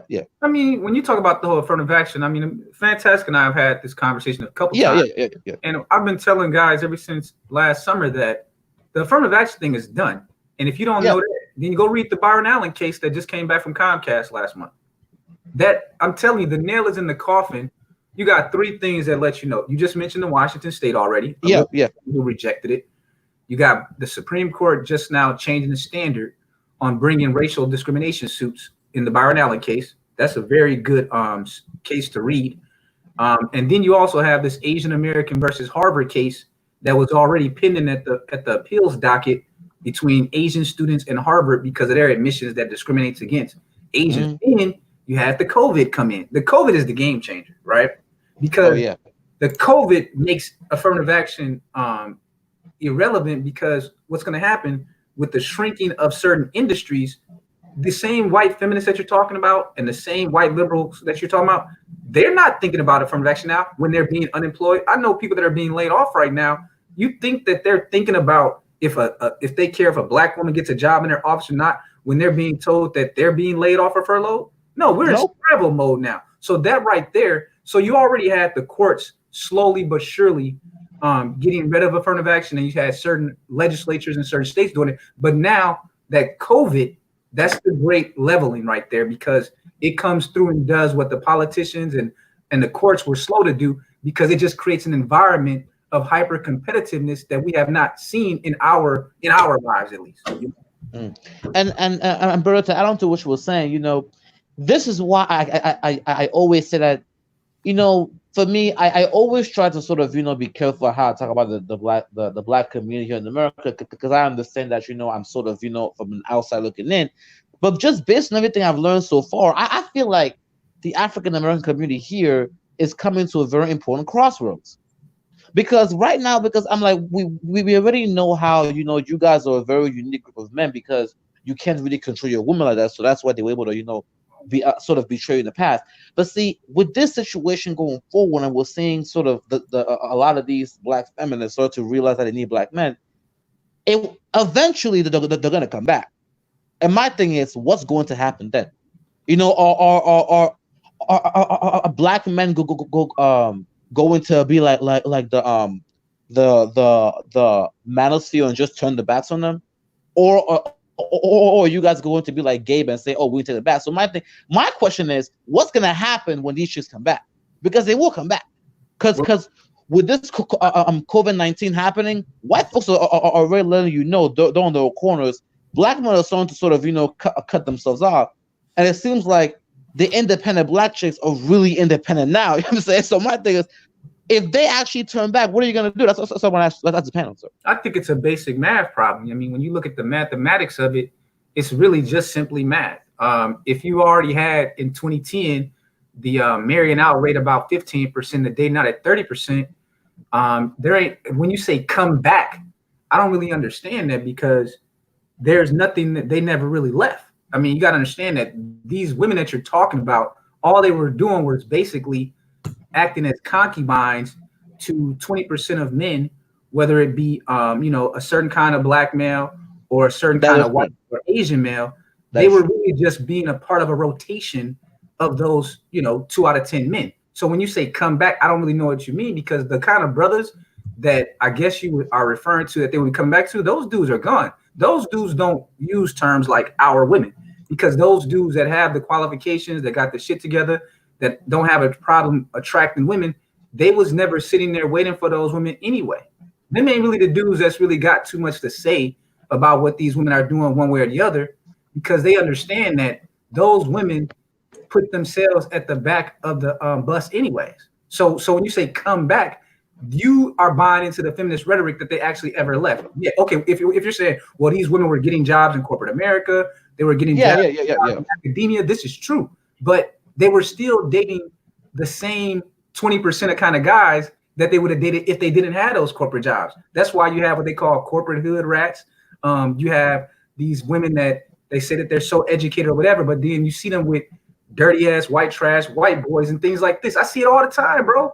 I'm in the Midwest, so I see it all the time. Like I would say about half of all Black American men are dating something other than a Native Black American woman, and about 25% of Black women out here are off in public with some kind of white or Asian or Mexican dude. But behind the scenes, I think that their rate of who's banging them is even higher than Black men, dating women of other races. I think it's higher. It's just that they can't secure a long-term public relationship with those men, but don't get it twisted. But I see it a lot out here, bro. So I just think when you say coming back to, I don't really know what that means because they never really left. They were just in corporate America, still getting banged out with the same dudes from around the way that they would have got banged out if they was single mothers or whatever. They didn't change their dating supply. They didn't really expand like you think they did, bro. They really didn't. Yeah, and unlike Black men, bro, they don't have the options or the reach as far as like being chosen by other demographics as Black men do. Again, a woman doesn't bring, things to the table, and no other man is looking for her to provide for him. No other man is worried about her degree. No other man is worried about how much money she makes, so on and so forth. That's not what, a man is taught to look for. But again, that's what Black women prioritize, and that's what they, the flag they wave and the pom-poms they shake around. And they always, use that. They actually try and weaponize it against Black men to tell us, we're doing better than you. We're more educated. We're this, we're that. And then it gets into the whole, emotionality and Black girl magic, and we got the best bodies and all this other bullshit and so on and so forth, right? So yeah, man. I hear that all the time, bro. But maybe it's just where I'm at. I don't see it, man. I'm always hearing about this, like they got the best bodies, bro. Yeah, no, of course. I'm not seeing that out here, dude. That was done in the 90s. Yeah, that was like the 90s. Like I always mention, like if you really want to see what Native Black American looked like at their peak, you got to go back to like those 2 Live Crew kind of videos that's on the internet, or some of that Project Pat type, 3 6 Mafia videos. Those Black women were on point, like you're talking about, with the classic bodies, the slim thickness and shit. When you're talking about these women that have been raised on these GMO foods, WIC vouchers and shit like that, the last 20 years, nah, man. Nah, I ain't seeing it, bro. I'm seeing women of every other ethnic group and culture banging out here, dude. They're banging out here. It's just a normal thing out here, bro. Like white, Asian, mixed girls, Black African women, they're fucking bangers out here, dude. And I'm not seeing the Native Black and American women on average competing like that. There are some out here like that, but not on average. Not like, and then furthermore, you have to compound that with them having again the 70% out of mother, being a single mother. I mean, Black women have the highest rate of single motherhood than any other demographic, bro. Outside, I think like maybe Native Americans or whatnot. And but I think it's like 2 million of them left, period, or some shit like that. Yeah, they almost at extinction. Yeah. So it's just crazy as to the pickings that you have left as a Black man. And if and when you do, then you have you're a colorist or you're this or you're that if you don't choose the one that Black women think you should have. And then furthermore, you're pressured into being the stepdaddy, play the stepdaddy role. I am the table. I don't have to bring nothing to the table. Package. Why is it only one way though? So you mentioned the colorist thing. All right. So give me an example. All right. So let's say a white boy, because these white boys be going on the internet. They put up thing. I love chocolate girls. So when a white boy goes on the internet and he says, "I love Black women. I love chocolate women. I don't like white women or Asian women," is he not a colorist too? Hell no. Oh. He's not. But don't do it, King Sigma. Don't do it. Hold on, King Sigma. When white boys do that to Black women and their racist meter goes off, it doesn't go off because it comes off as confident and edgy to them. Exactly. So that's why for me, I guess I'm in that phase now where like I know where this thing is going, and it's about to get ugly. because I see it out here, bro. Like I'm telling you, man,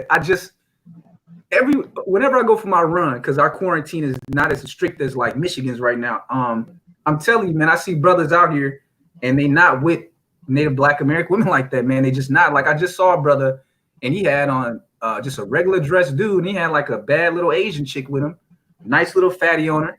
You see what I'm saying? This is all I see, and I'm talking about every day, dude. That's all I see. White boys don't even have to have the confidence to get at those women. They can walk up to them and say some like borderline racist shit, and they will get black women. For white, they don't even have to say anything. That's where you know. If a white man was to go up to a black woman right now and be like, "Oh my God, look at your hair," and just start playing with her hair and be like, "It's like a chia pet," she'll laugh. Man, I see, you know, out here, man, you see it, and I see the black chicks, and they'll be the ones that are actually the baddest black women out here. Yeah. Those be the main ones you see with the bottom shelf brads out here. It's to the point now where I done seen it so much, I'm immune to it, dude. Like, well don't be alarmed because these black girls these young black girls starting to date white boys in like middle school and shit. Oh and yeah, high school even at my school. Even at my school, bro. All throughout high school, I've observed all of this. So they're already making the switch. The funny thing is that when they get into adulthood, they can't land them type of white dudes, which is funny in and of itself. No, but look, DJ, look, the reason why, look, even at the university I go to, right, there was this girl by the name of Mandisa. I think is from New York, right? Yeah. And for her, I'm like, dude, I remember when I first came into my freshman year, because right now I just spent my freshman year. I'm about to go to my sophomore for computer science, and during my I think last year during the fall, I was in class and I remember she came in, right, and you know when I first saw her, I'm not gonna lie, she was an 8. She would look good. Not for me. I don't know why I just automatically assumed that maybe she was one of these ratchet chicks, right? But as soon as she sat right next to me, bro, she started smiling. I'm like, she was like a white girl in a black girl's body. I was like, damn. Because for me, it's like, it's like as a young black man, right? You're so used to chicks like being hood and stuff that when you do find a chick who like behaves nice and actually smiles to you, it's like as a black man, it takes you away. And you know what? It shouldn't even be like that. It's like, it was an authentic smile because when she looked at me, it was almost like how white girls look at black guys. Like, that's because she's conducting herself as a human being. Yeah, it's kind of like, oh, I like this type of smile, right? Now, ironically, she's with a white dude, so to be honest, that didn't surprise me. But see, my thing is, now. Are you sure that's how she is? Because they change up their whole demeanor when they start dating. No, here's the thing. That's how she treated me, bruh. Before I even knew she was a white dude, I thought she was single, bro. Because she was so nice to me, I thought she was flirting with me. But I later on found out she just like wait until she leaves a white dude or white dude leaves her. That shit gonna drop. Yeah. Shout out to the brother Trunk Toys. He says for the keep the stream up fun, man. Thanks for supporting. Mr. Fantastic. Yeah, but let's see. Oh look. Yeah, where's my manners, man? What's going on, Hammer? What's going on, Fantastic? Yo, you got it, King Sigma, what's going on, man? Oh man, we good, man. We just Sunday vibing before this quarantine ends. Might as well get it in. But yeah. So when you talk about the black woman that you're referring to, bro, don't get it twisted. A lot of those women that do be on that like dating like male man stuff, they still in their heart of hearts desire black men. Because I've run across quite a few of these black type of chicks who they're with some white dude, but as soon as you run up on them, they won't even tell you that they had a white dude. You just have to have already dinged her out, and then later on, somehow you might find out that she did a white dude. It ain't something that you would just know. It's weird, man. It's a weird dynamic, bro. Because here's what it is. Angry man, what's good? My bad. What's going on, y'all? What's going on? What's up, bro? Hey, what's up, Angry man? But I'll just say that the thing that I notice is that when it comes to this generation, I think that the stereotype of what a black man is so strong that even a lot of the native black American women, they think all black men are just one way or the other. So when they run up on what I would call like a hybrid guy, dudes that, they come from like the working class environment, but they can gravitate towards that environment, corporate environments, whatever environments, and they can, they got the charm. Oh, you can knock chicks like those chicks are still, they desire you. Don't get it twisted, man. Yo, Hammer, I gotta correct something you said earlier, bro. You made a statement. Yeah. What's up, bro? You made a statement that's incorrect. Oh, yeah, bro. Hey, just Yeah. So what was it? I'm like, You said that black men don't have a patriarchy. Okay. Let me rephrase my statement, because I have sort of educated myself on the situation, so I do understand that black men black men in America, to be specific, right, were never able to even form a patriarchy, because right out of slavery, just the way the system was set up, the women were always put above the men. So in other words, this is why whenever I go over to like other channels like Paris Milan and Christian and say, "Oh, black men never, a black man in America failed patriarch," I always say, "Well, the reality of the situation is there was never really a patriarchy in the black community, because you guys were always sort of artificially placed above black men." See, the reality of the situation is like before, right? If I took African Americans who were in America and I placed you guys on an island like Haitians and Jamaicans, right, and the women could not run. In other words, that they couldn't just pick up the phone and call white daddy to come help them. They were actually stuck on that island, and they actually had to deal with the men there. I can promise you, within a couple generations, though, they will straighten up, because that's what you see from other black communities. When you look at Haitians, Jamaicans, or even Africans, the women there act differently. So, yeah. So to kind of clarify what I was saying, what I'm essentially saying is that the reason why there isn't really a patriarchy in Black Americans in America is because there was never supposed to be. I think you have the definition of patriarchy mixed up, bro. Really? How? What you're doing is you're defining patriarchy by what the women do, and that's not a patriarchy. You're actually saying that because black women cut up with black men, they don't have a patriarchy. That's not true. Well, black men live in America, which is a patriarchy. So therefore, you're part of the patriarchy. The definition of patriarchy means that basically the man is responsible, and his land or his titles or whatever is going to get passed down, as opposed to the woman shit getting passed down. If you marry a woman in this country, that woman gets your last name, right? Yeah, but okay. Mm-hmm. Also, when you get married, in the marriage document that you sign, you're responsible for your woman. So if she divorces you, don't black women take black men's shit when they get divorced? Yep. The reason why they do that is because in that marriage license, you're responsible for that woman. Also, even if you're not married to that woman, you have to pay child support if you get a woman pregnant, right? Yeah. Okay, that's patriarchy. When you are responsible as a man to the women in your culture, that's patriarchy. Mm-hmm. Patriarchy. The only thing that you can't do, you feel me, which is debatable. You can't really go ham on your woman the way that white men would, but that doesn't mean you don't have a patriarchy, because you're still responsible for women and children financially. It's still a patriarchy. Yeah.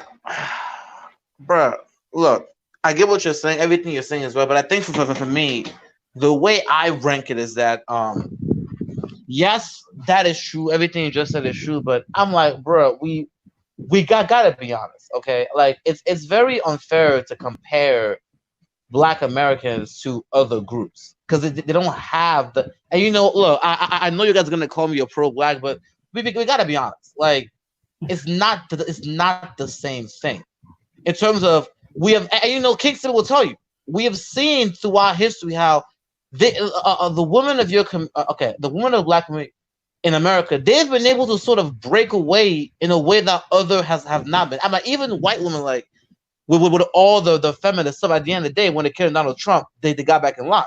So I'm like, that is true. But here's the thing. That has nothing to do with that right there. See, this is where you're making your mistake at. Okay. You're actually applying definitions. You're doing what I like to call giving special sets of rules for Black men. Which is basically the same thing that fucking white men do, which is the same thing that black women do. This is the type of shit that Dr. Curry talks about in A Man Not. You're actually feeding into that bullshit. When the truth of the matter is, when you're talking about white women falling in line, that's a sign of their compliance. That is not necessarily a sign of white men's power as much as it's their compliance. The reason why your women are not complying is because they're fucking dysfunctional. That's not a reflection on the man. That's a reflection on the woman.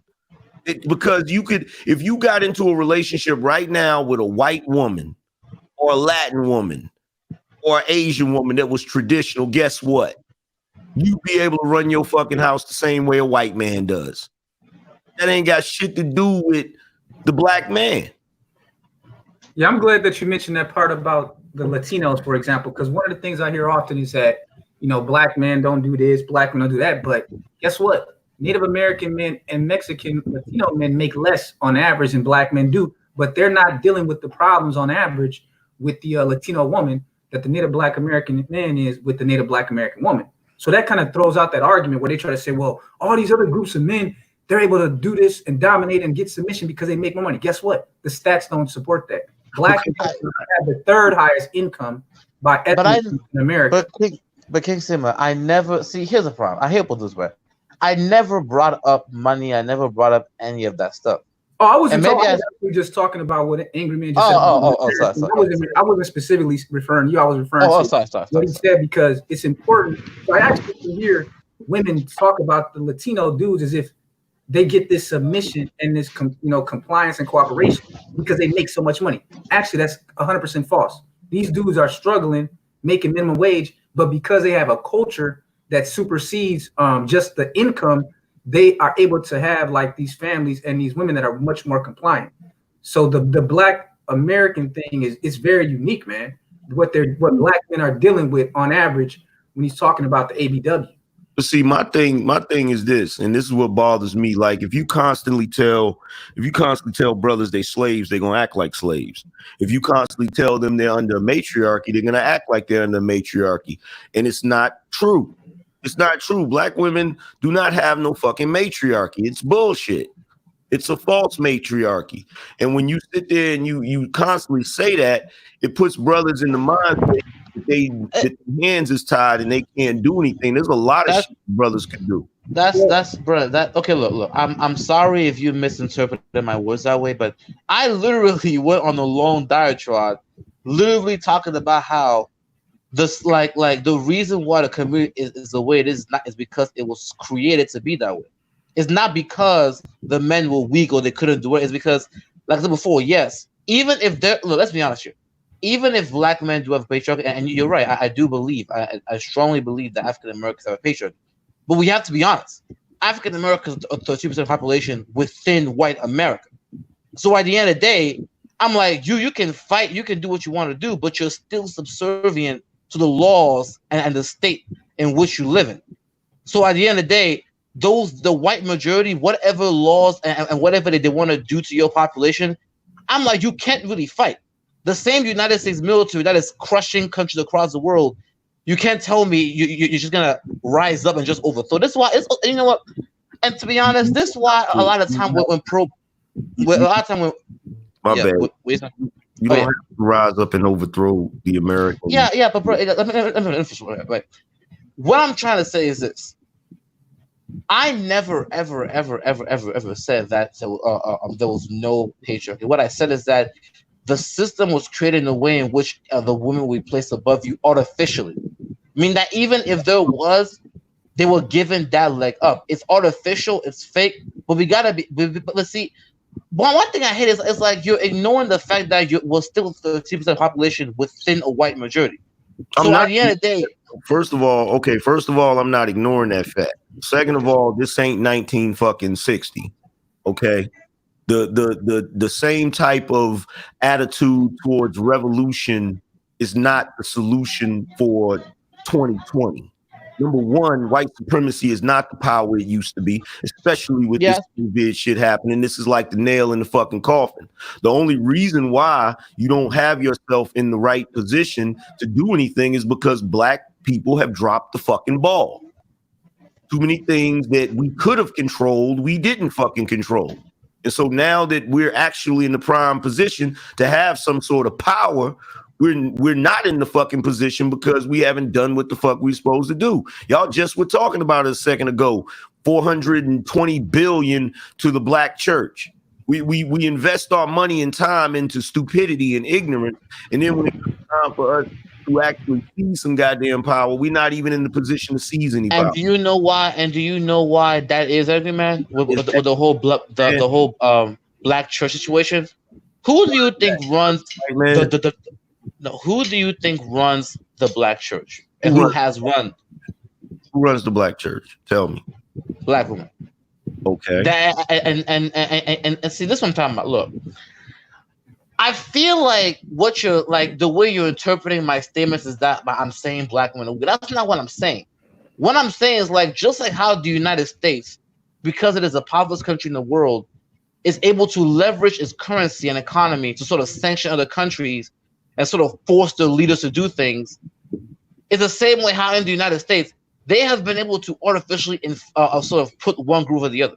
That does not mean that you. I know what Hammer is trying to say. Yeah, that does not mean that black men in America are weak. But like I said before, you're making a statement.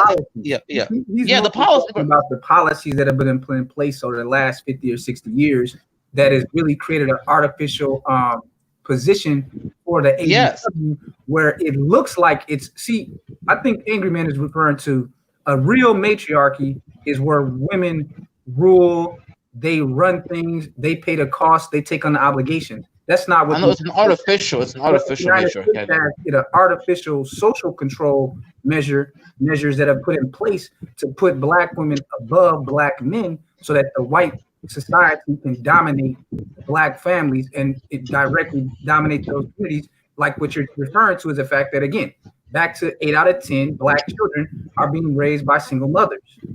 That are mostly the product of about 20% of black males. So in that way, Hammer is correct in that way, but then you're leaving out what happens when you just focus on those single mothers. You're leaving out the rest of black America, which again, we know that now 53% of black men are childless bachelors. That is true, bro. You know that's true. About 28% are married with or without children. And that leaves about, I think, 18 or 20% or something like that are mostly responsible for being baby daddy. So it just depends on which framework you want to look at it. But it does look like a matriarchy. But you got to ask yourself, what are those other 5 out of 10 and those, well, actually 7 out of 10 black men doing? They're not involved in that black gynocracy, those other 7 out of 10 black men. It's just those less than those like 20% or so of black men. They're being run by the black gynocracy because they're under the rule of those women and how they can use the courts to leverage whatever situation. But remember, those other 7 out of 10 black men are mostly free and independent out here, man. Well, here's the issue. Here's the issue. Wait, can I answer real quick? To sort of add, I guess to clarify my sentence a little more. Look. I understand, and you know what? Thank you for Sigma for bringing up the fact that only 20% of black men, I think it's like have like 70% of kids. That further sort of strengthened my point as the fact that the community is not really controlled by the men. That is not a reflection of the men; it's a reflection of the women and the deals they've chosen in terms of what Uncle Sam and White Zaddy. But see, I feel like a lot of people in the chat are making it seem as I'm saying that black men in America. That's not what I'm saying. What I'm saying is that, like, if we're going to move forward, we have to recognize the situation we're in. At the end of the day, despite how strong we may be individually, even collectively, you have to understand your population. You have to understand that you are essentially a group within another group. So no matter how strong you may be, this is why I keep bringing up Haitians and Jamaicans. The reason why you don't see same proms when black men date interculture is because those women can't go to white zaddy like black men here. They have to deal with their men. Okay, that does not mean that black men here are less weak. In fact, I will say black men here are even stronger because y'all have been able to deal with us the longest. First of all, number one. Yes. Stop assuming that I'm upset because you said something or alluded to the fact that black men were weak. I never said that. I said that you said that black men don't have a patriarchy. And I said that is incorrect because factually it is incorrect. A patriarchy means that as a man, you are responsible for the women and children of your culture. And in addition to that, when you marry, the woman takes your name and your assets and things are passed down. Your legacy is passed down. That is a patriarchy. Okay? Now, despite everything that you're saying, you keep talking about being a group within a group. That's part of the problem. Black people do not live in a bubble. We have to stop thinking that we are a smaller group inside of a larger group. We are all westernized people, point blank, period. And the reason why we remain in the state that we remain in is because we continue to believe we are separate from the American apparatus and we do not play the game. We refuse to play the game because we don't view ourselves as Americans. We still view ourselves as stolen slaves. And that is so goddamn long ago that technically, and you should know this because you said that you were from somewhere else. Yeah. Other parts of the world view us as Americans.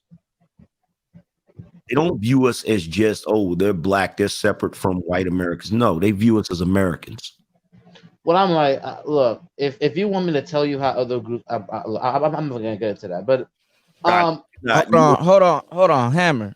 You in the DMV area right now. I'm gonna tell you right now, half the shit you're gonna see here, bro, is gonna confuse the hell out you.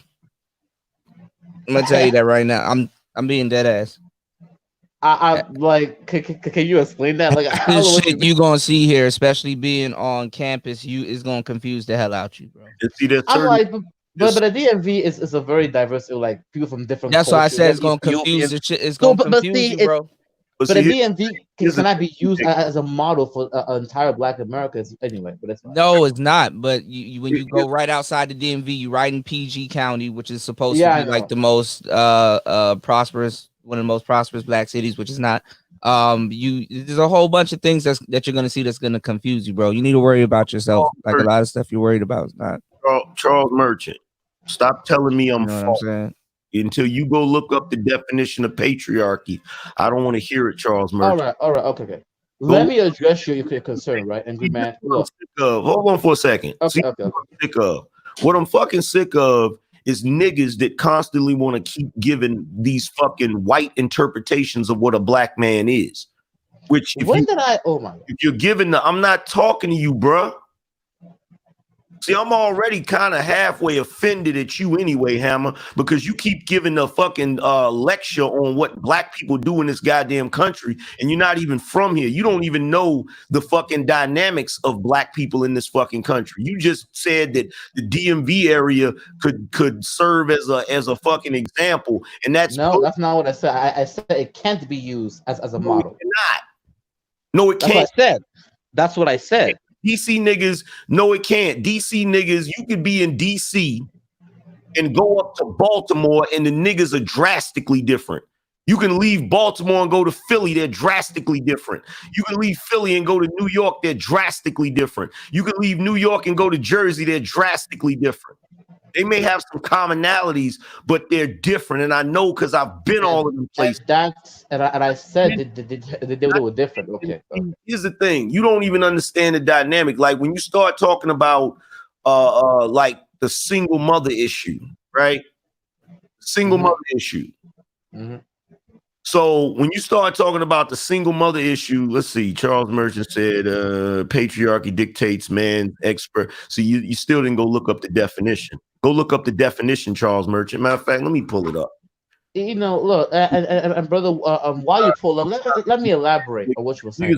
Niggas love to try to be intellectuals, but then they want to make up their own fucking definitions. Look, okay. So the question would be then, you know, if we're talking about the patriarchy thing and we're talking about how the households are run, again, it depends on how you guys want to define the community. Because if we're talking about the man being the head of the household, then the question becomes, of the households that represent the Native Black population in America, what are the majority of those households headed by men? That will answer the patriarchy question based on the definition. So it's if headed by single mothers, so over 51% or more are leading Black American households, then that's a patriarchy.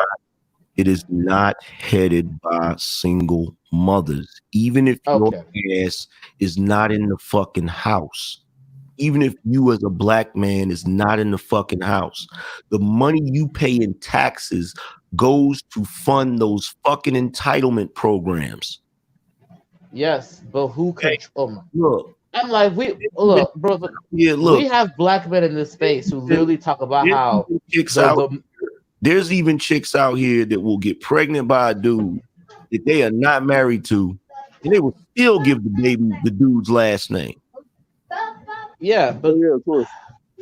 Yeah, so if you guys are talking about the indirect way of taxation, I mean, I've talked about that numerous times, that black men, all of us are building and all of us are taking on a certain role through taxation. But if you're speaking specifically about the structure of the household, and that's the more conventional definition of a patriarchy, they would start at the family unit. So they would say, what is the makeup of the family household and who is hitting the household? So if it's a single mother and she's raising a child, they would say it's a matriarchal situation if the father is living separately from her, even if he is, paying child support and he's co-parenting, that he would still be defined as being at the behest of the gynocracy, because they measure the households by who is the head of the household, just from that basic way. But that's a misnomer.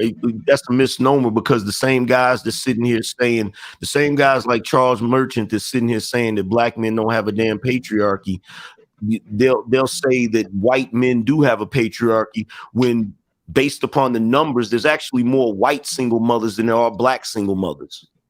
Yeah, but come on, angry man. There are more white people in America.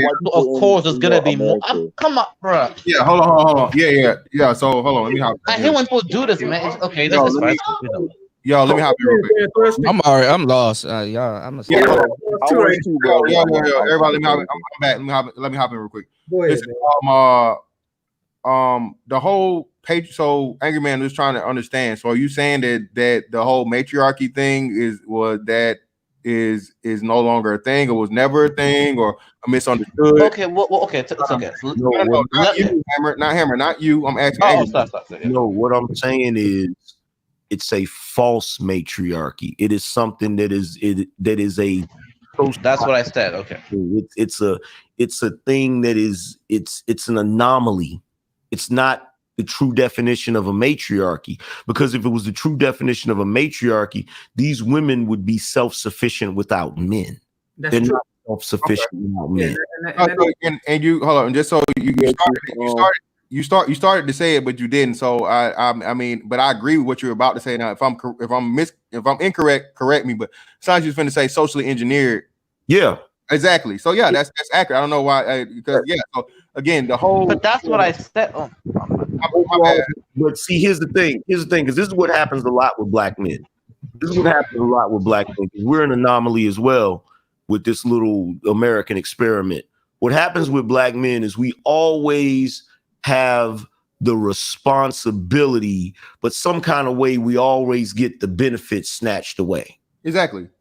So it's like we have the responsibility of a patriarchy, but then when it comes time for us to talk about how we should be running shit, well, you Negroes don't have a patriarchy, so what are you complaining about? You see what I mean? Yeah, you don't make enough money, you don't provide enough. But that's not what I said. Oh my god. But I'm not sure what happened between you and him. Okay, I mean, I don't know, but I was just trying to get an understanding of the whole patriarchy versus matriarchy thing. So yeah, I mean that's accurate though. It's not a true matriarchy. So I think I'll clear it up with Hammer. Think about this like this, Hammer. Let's say, for argument's sake, you lived in a house, right? And you had a wife. And let's say that you paid all the bills in the house, but because you were a truck driver, you were always on the road and shit. your wife runs the house, right? Because you're not there. You're a truck driver. You're on the road, so she's pretty much there the majority of the time, raising the children and stuff. And so one day, all of a sudden, you come home you're off the road for that weekend or whatever, or those couple of days, and you see some shit you don't like, and you say something, and everybody in the house look at you like, you don't run this house, mama run this house. Ain't you gonna be pissed off? Ain't you gonna say, wait a goddamn minute, I pay for everything in this motherfucker, this is my goddamn house. Yep. Okay, that's what I'm saying. What I'm saying is, by and large, black men still have the same goddamn responsibilities as white men. I agree with you 100%. We go to jail for fucking child support. That's true. Pay alimony and all of that shit. That's true. Time for us to exert our authority. We have this narrative that we don't have a patriarchy. That's bullshit, man. Bro, but see, look, you and I are essentially saying the same thing. Look. Everything you just said, I agree with. But see, that question you said. Wait a minute, my bad. Okay, see, what Charles Merchant just said, now I see why we have a disagreement, because he believes that white men are under a matriarchy too. I don't believe that. I disagree with that, but you know. No, white men are not under matriarchy. But bro, you and I just essentially said the same thing. Everything you just said is true. But see, once again, it goes back to why you can't exert your, even though, okay, black men traditionally play the role of a patriarch. But like I said before, because of the way, King Simon can go into this as to the policies that will put in place, it sort of allows the women to sort of subserve you in a way that even though you are that trucker driving, it seems to me that y'all arguing two sides of the same coin, because exactly. If you accept the artificial matriarchy argument, you guys actually on the same page, because that's what I'm saying. The artificial matriarchy can only exist within a patriarchy, or what we might call a cuckarchy, because what it is that you have enough of a population of men who are willing to bend the knee to women and give them entitlements that are not based on merit, but just based on their gender and sex. And so it's created by what we call male feminists. So that is where artificial matriarchy comes from. You have a large enough group of men with influence that give these women these artificial entitlements, and they back it by policy until enough men that are, pro-masculinity come along and overthrow them. So it seems to me that you guys are arguing the same point. You're right. We're arguing the same point probably, but anyway, this was a good conversation, to be honest. But it's good. Oh yeah. And to add on. Oh, sorry. But I think we can take the example of Joe Biden, what he's going through right now, so we can try to bring it home. So let's look at what Joe Biden's going through. So Joe Biden, he was the cat that really brought in this fourth wave feminism. Him, the Democrats, Al Franken, Barack Obama, 2006, 2012 era. They brought in all these like Miss Andrew kind of laws. They tried to change sexual assault. They empowered feminists by funding through certain congressional measures. They funded these different feminist organizations, giving them millions of dollars to push like these new consent laws. So him and Al Franken were the leadership in the Senate that did that, right? They're male feminists. But you've now see that the same policies that they pushed against American men that we were mostly defenseless against, now it's coming back on them. Al Franken was already removed from the Senate, and now Joe Biden got a sex rape case on him right now as we speak. He's all over the New York Times and CNN. So that's where we're talking about, like the cuckarchy. Those guys, like the ones that put the artificial matriarchy in place, the Joe Bidens of the world, and now they're having themselves undermined and their careers destroyed by this monster that they created, which is why we're here today having this conversation, because we're rejecting that artificial matriarchy. And Angry Man is right that men have been funding this stuff with their tax, with their child support dollars. But you're right as well that the majority of children are being raised in houses where their mother has the most control over their everyday lives, and they can, marginalize the fathers for the most part. So I get where both you guys are coming from. I don't see Yeah, a disagreement. Let me address something that Charles Merchant is saying in the chat room. He's saying that the entire American structure. No, that's a lie. It's not the matriarchy. No, I don't agree with that too. Hold on, he said this includes whites, blacks, Latinas, etc. Okay, Did you say whites? Hell no. Come on, bro. Latinos? No. First of all, Charles Come on. thing as a goddamn matriarchy.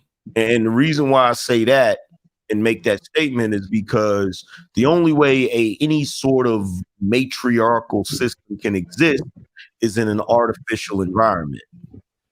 If you have just a regular environment where, you know, people are living off the land and, you know, you don't have a government structure and shit like that, there's no fucking way women would ever be in charge of any goddamn thing. Okay, that's not the natural thing. As far as our fucking world goes, you have hundreds of thousands, if not millions of years of a cratocracy. That's really what you have overall. It's the rule of the most powerful.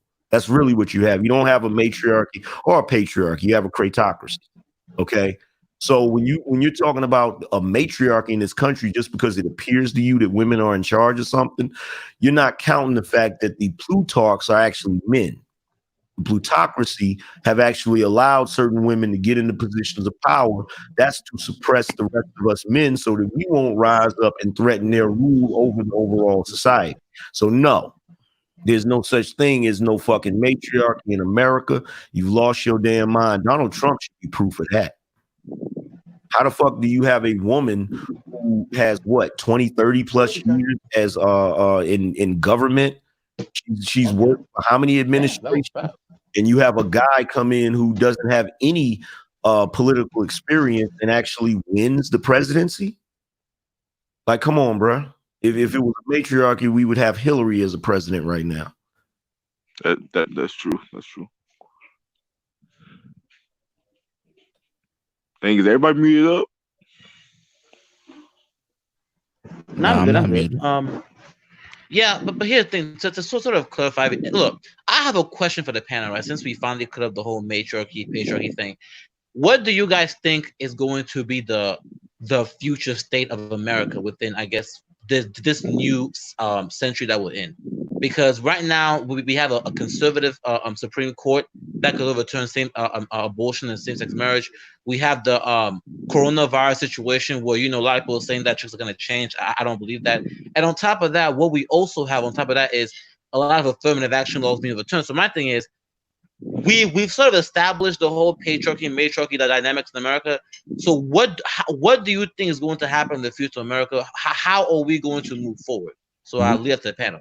I'm gonna tell you the truth. We really don't know until the fall comes and we see how COVID actually mutates. We really don't know what shit is gonna be like moving forward. It's a fucking coin toss at this point. Facts. Because we gotta see what the new normal is gonna be. Yeah, that new normal is gonna be something fierce because, you know, what now, Hammer, you were saying that you don't think things will change. Things have already changed because you have to understand. All you got to do is look on social media. Look at where we were in these kind of conversations just 3 months ago with this back and forth with the fourth wave misandrous and things. Like, they were very vocal. They've been very silent the last month or so. And a lot of the industries where women were getting these artificial entitlement jobs, a lot of those jobs are gone forever, man. Those are the first ones that are being replaced cheaply with automations. Those are the first ones that the internet, they're streamlining things like remote jobs. And what they're doing as they are in this this chaos environment, they're doing studies to find out how much expenses that certain businesses had that they didn't need. Best example is Macy's. I don't know for sure, but I wouldn't be shocked if the majority of employees at Macy's were women. Macy's just closed down.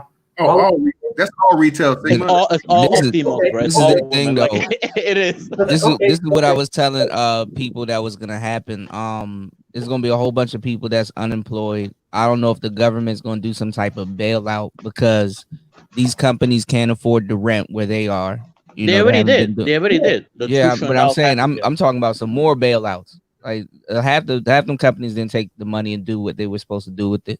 So a lot of companies gonna go down. A lot of people gonna be unemployed.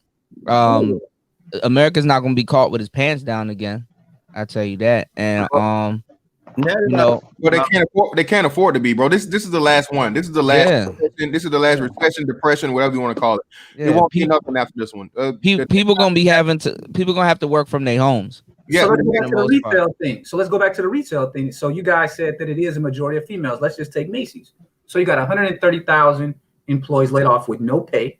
And Macy's has already pretty much said, hey, we're not opening brick-and-mortar stores. So the question becomes, if you take a company like Macy's and they have like a certain consumer base that's going to be going online now, how many employees of those 130,000 does a company like Macy's need if they're just going to be using the Amazon distribution model? I would say a third of them employees may keep a job doing some remote work, but the rest of them, they're going to be on the public goals, man. And I think see a lot of women have been in these restaurant waitresses type jobs, you know, things like that. A lot of the impact is more, I would say, on women than it is on mostly the men, because if you're a black man, this ain't nothing new for you. You know what I'm saying? Not, right. Black men don't get no preferential treatment in America.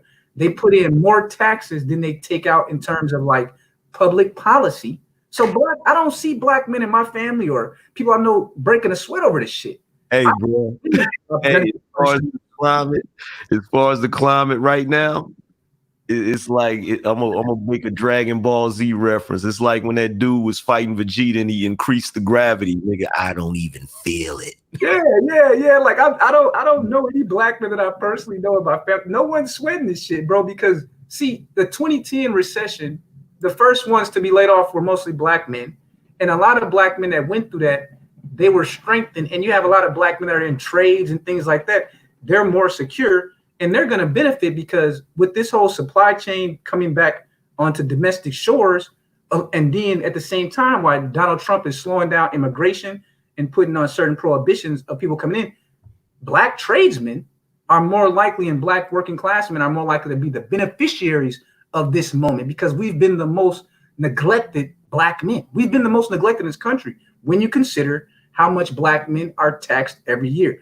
You got to tell me, for all the taxes that they take in from black men, which black men pay the second highest overall amount of taxation, even though our income is third because there's less Asian Americans, but they are number one in income, but we pay a greater amount of taxes than Asian Americans, but whites pay more than us. What do you black men get in return for this great investment of taxes that you pay in? You pay more than all the women, but yet you're not getting anything in return. So now I think this is a time for black men to sit back and say, we want something in this new America. We want some of these stimulus packages. If you're not going to give us anything, then don't even ask us for our vote. Don't ask us for our voice. It's just that simple at this point. Exactly. At this point, this is where we should actually be doing something to see some sort of power right now. Perfect timing. Well, at the beginning of the year, we were saying that amongst these spaces, and one thing I have come to learn here, man, from you guys very quickly is that, people outside of the TV matrix and the YouTube world are a couple of years ahead, if not more, than, people that are still, attached to and believe in whatever mainstream media is telling them. And, at the ending of last year, beginning of this year, we were saying that this was the year for black men, because we're seeing, men not only make moves business wise. And just think about it. What they officially announced Kanye West as a billionaire with over the last couple of days and so on and so forth. That's being promoted, and it can't be hidden anymore that the black man is a commodity, point blank, period. You know what I'm saying? I tried to tell people several times that this space in YouTube, a week here is 3 days. Is that, yeah. Count it if you don't got shit to do. So a real week is 2 weeks for us. Mm-hmm. Yeah, just in like, the things covered here. Like, shout out to King Sigma again, man. King Sigma had the most exposure of the whole Jason Pope situation last year before any mainstream news media, any reaction and backlash from, the black fucking misandrous or so on and so forth, right? All of those things that happened within this space. The broads required for a whole week, which is 2 weeks to us. Just that alone. A lot of other spaces, us attacking the whole April Mason situation. that. And we still ain't forgot April. We still waiting. Your cut. What's up? What's up, April? Anybody holler at April, man? Y'all heard any? Remember this supposed to have? I heard she over there selling the pink pill now. Yeah, man. She done abandoned that. She done changed her whole thing over with that last bullshit and attack on black men, bro. They all do that. Look at Nicole Michelle. They stopped a new scam, bro. They stopped selling the idea of marriage. They've been stopped selling the idea of marriage because it's evident black women aren't raised to be wives.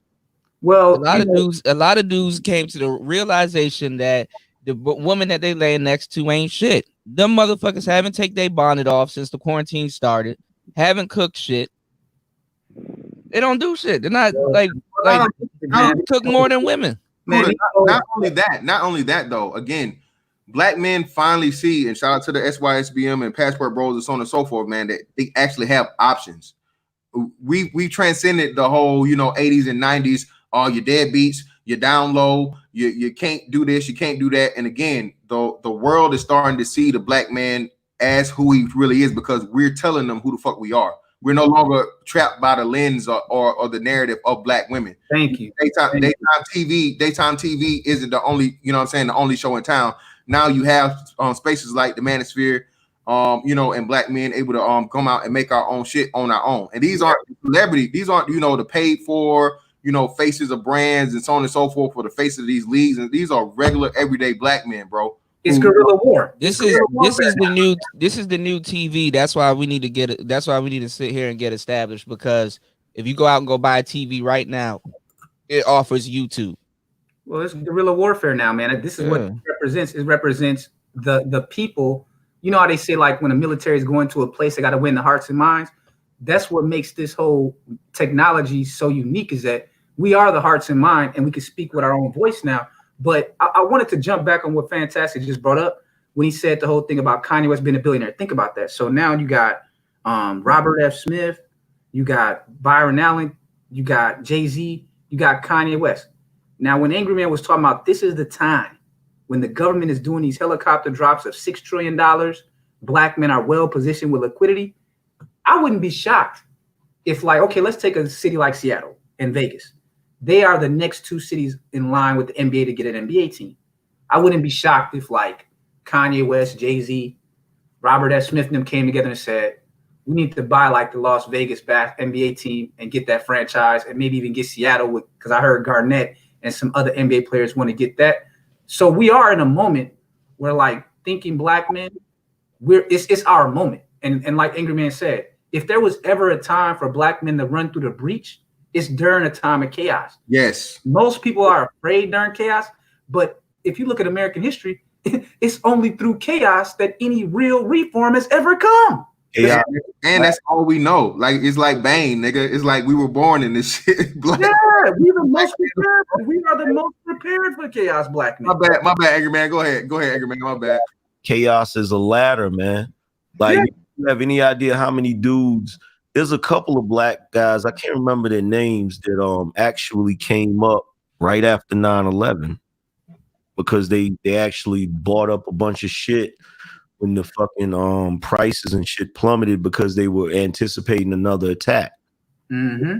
And like, now is the perfect time for brothers to really do what they need to do, man. Because like, while they're running around like chickens with their head cut off trying to figure out what they're gonna do, because like this shit right here with these businesses, this is nothing new for most black men if you've ever been an entrepreneur, because you've always had to do that. You've always had to figure out how to make money under certain circumstances, how to be able to grow your business without the support of the banking structure.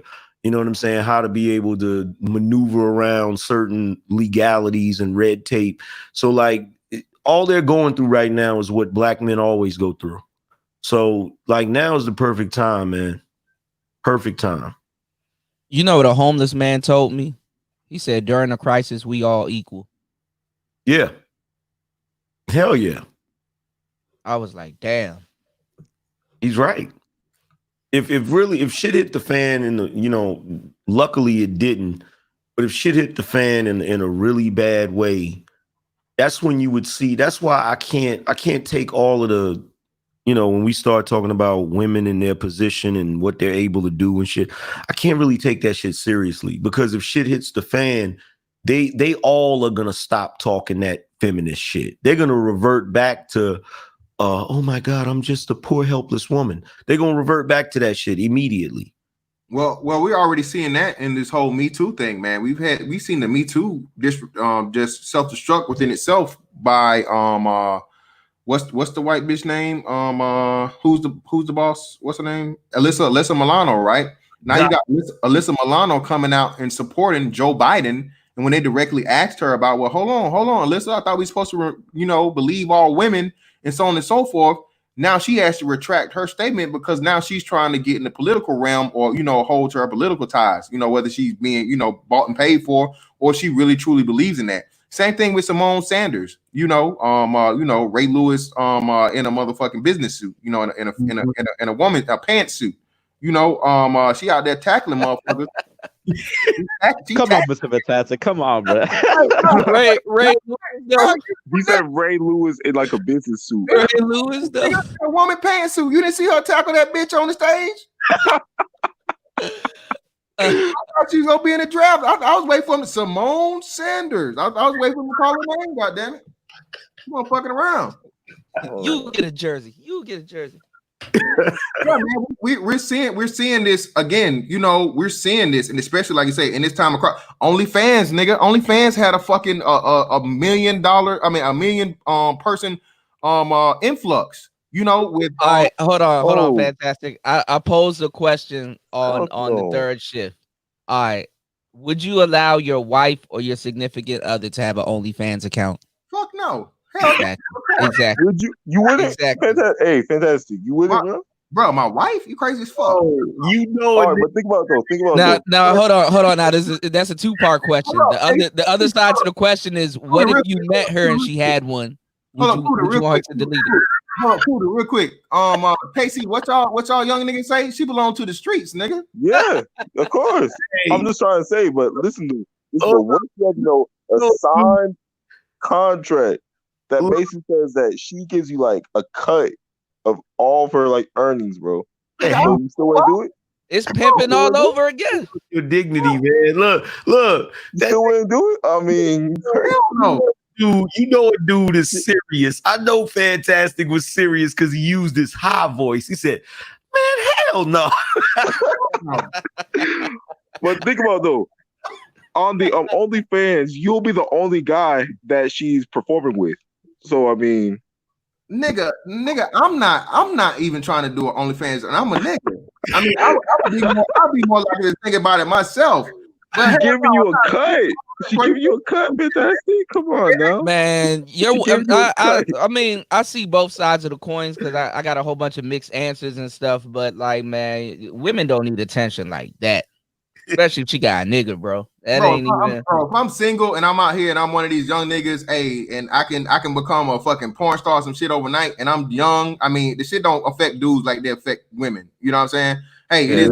I don't give a fuck. It is. That's why I have the same mindset. So it's like I might put this motherfucking black snake moan on camera, nigga. I mean, I might. You know what I'm saying? But me and my old lady, hell no, man. You can't get from under that. Man. You can't get from under that. My opinion on that shit. Look, I'm not promoting for any of the young dudes to go out here and get married because that shit, that ship is pretty much sailed. But that shit's supposed to be sacred. You feel what I'm saying? Like, it's supposed to mean something. You feel what I'm saying? So, like, if you in a long-term relationship, that shit's supposed to mean something. It's not supposed to be that's some freaky shit right there. That's some Rock and Shay fucked y'all niggas up, man. Again, that's more dysfunction, man. Rock and Shay done now everybody want to be the fucking online couple. Like, nah, bro, that's cool for me, bro. I'm cool on that. I might have some private personal videos, nigga, but as far as like the thing is like, okay, we only 2 months and a half until like a quarantine and shit, and it's like that's what people resort to. It's like, it's pathetic. Thank you. It's pathetic. Well, you know, already. Here's the thing. This is what you got to realize. Not even 2 months into it. But this is what you got to realize, though, DJ, all y'all. What y'all got to realize is that we already was shifting into the age of the diesel anyway. We already had an influx of like before this COVID shit even hit, you already had an influx of chicks signing up for these fucking sugar daddy, sugar baby and shit.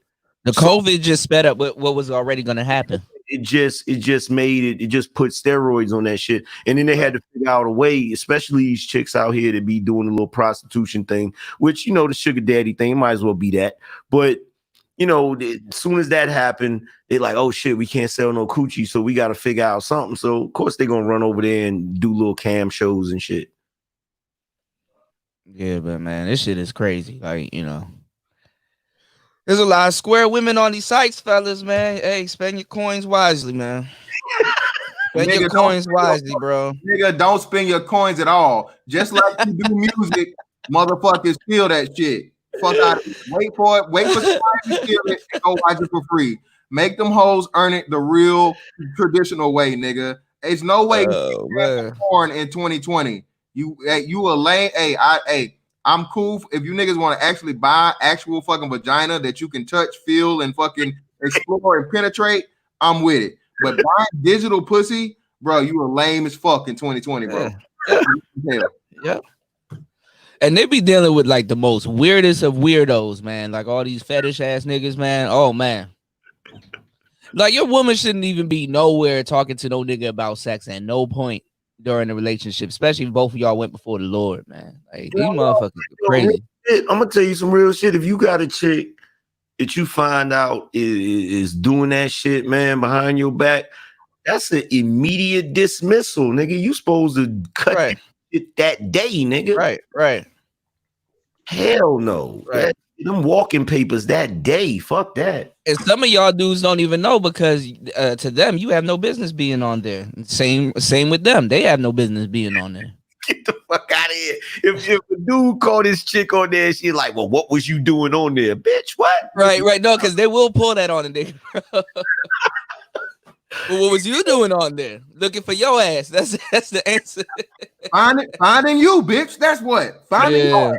Yeah, cause I just did a show last night asking dudes like would you follow your homie's girlfriend or wife on social media just to see what they would say. And you know, hey. Man, got mixed answers there too. Look, bro, if you want to hear some trifling ass shit, man, a few years back, one of my homeboys, close friend, real close friend, he had died in a motorcycle accident, right? Oh damn. You know, I went to the funeral and all of that shit, whatever. He was married to a chick or whatever. So this was back when I was single and shit. You know, every once in a while I'll jump on different sites to see what's going on and shit. How about I'm going through fucking POF and saw his wife on there like 2 days after his fucking funeral, yo. Yep. Fucking days, man. I said, what the fuck? Oh, what you call it? BGS. He just shared a video about a girl. She out here looking for another man for her child, and the dude that she's dating is in the hospital. She like 30 something, dude like 65 or whatever, in the hospital about to die on his deathbed. She already out here looking for another man. God, just ain't nothing. Just ain't got no fucking shame, yo. Right. Dang. Yeah, men are supposed to be the problem. Yeah, you know, that's the gaslighting. That's the fucked up part, man. And the fucked up part is a lot of these dudes, man. I'm gonna tell y'all right now, the truth really don't hit you until you hit 30. Yeah, you're right. That's when you have that awakening. Well, that's when a woman has to come to terms with her sexual marketplace value, you know, plummeting usually. Yeah, for the most part. And that's when a nigga becomes Superman. Like, oh shit, oh shit. Yeah, you start to see some really, really interesting things, especially because like nowadays, like in my age bracket, you dealing with the Gen X women, which is really interesting. Yeah, but see, this is the thing. Like, they're the last. I coined them like one of the last of the real woman, but not really at the same time, because they were gold diggers too. But like when I look at somebody like, let's say She-Ra 7 trying to teach to these younger girls, some of the stuff that like the information that she's giving them it could work. It's fucked up information, and it could work, but they don't have the femininity to pull that off. Well, it's you know what? It's crazy because it's an interesting dichotomy because they are kind of like the last of real women, real women, but at the same time, they're like the first generation of thoughts. Yeah. Really. Yeah.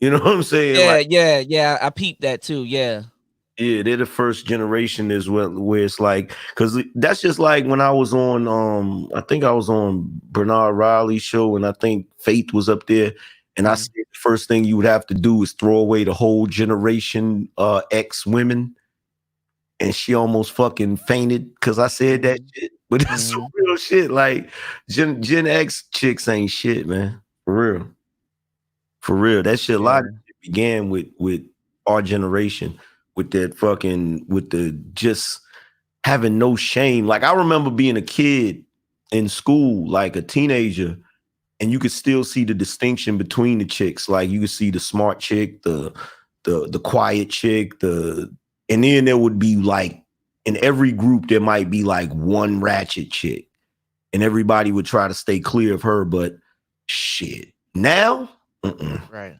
All of that's standard though, because see, I like the women of that generation, we call them gold diggers, and the women of our generation, they're just straight up scammers. Yeah, you know. Yeah, like all of them are out. Like I was amazed. Like I forgot who I was watching. I think I was watching Better Bachelor. He was talking about there's this one website that's like the most famous sugar daddy, sugar baby website. I can't remember the name of it. Fuck, I forgot the name of it. I know it. I keep thinking OnlyFans. It's somebody in the chat about to type it. Another. Seeking Arrangements. Yeah. Like he was saying something about Seeking Arrangements having like 3 million women or some shit like that, and like it had an increase or something. And then he was like, and he said some real shit. He said, you got to think, you go out here dating and you meet a chick, you never know, she might have 2-3 motherfucking sugar daddies that you know nothing about, and here you is dating her and shit. And you dating her on Friday night, and you don't know Saturday night she straight up guzzling. You know what I'm saying? Like that's every girl. That's what I was talking about too, because I'm like, these girls be thinking that these old niggas nowadays ain't hip. Like these old niggas, like the phone she trying to get, this nigga already got the phone. You know what I'm saying? Like the nigga that she's trying to scam for this damn phone, he using the phone and he done summoned her to him. And he know what's going on. Like they be underestimating them. Like these dudes, he had already negotiated what he's willing to give up in his head, right? Yeah, he's swapping them out. And these hoes, man, and like she be telling women to do some outrageous shit, like undercooked chicken after he puts her name on his will. So you can, I'm telling you, she be telling them to do some crazy shit, like stage throwing up on dates and stuff, how to hide a baby, all kinds of shit. Wait a minute, who said that shit? She Rock 7.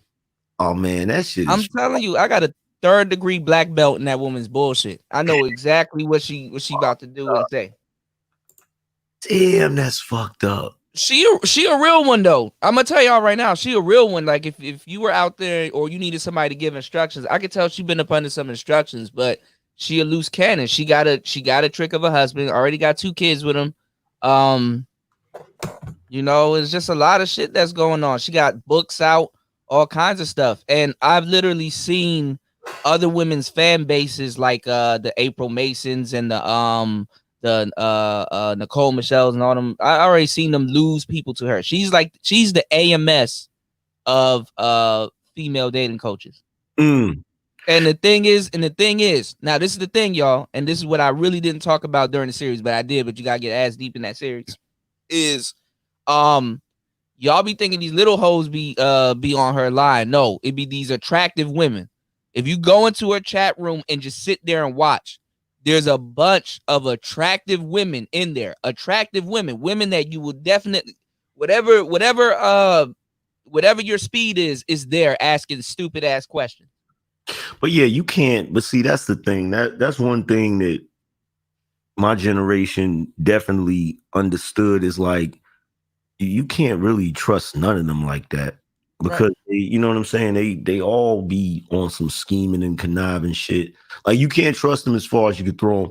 And what my man in the chat room said is smart. Like if you dating, you should make a fucking account with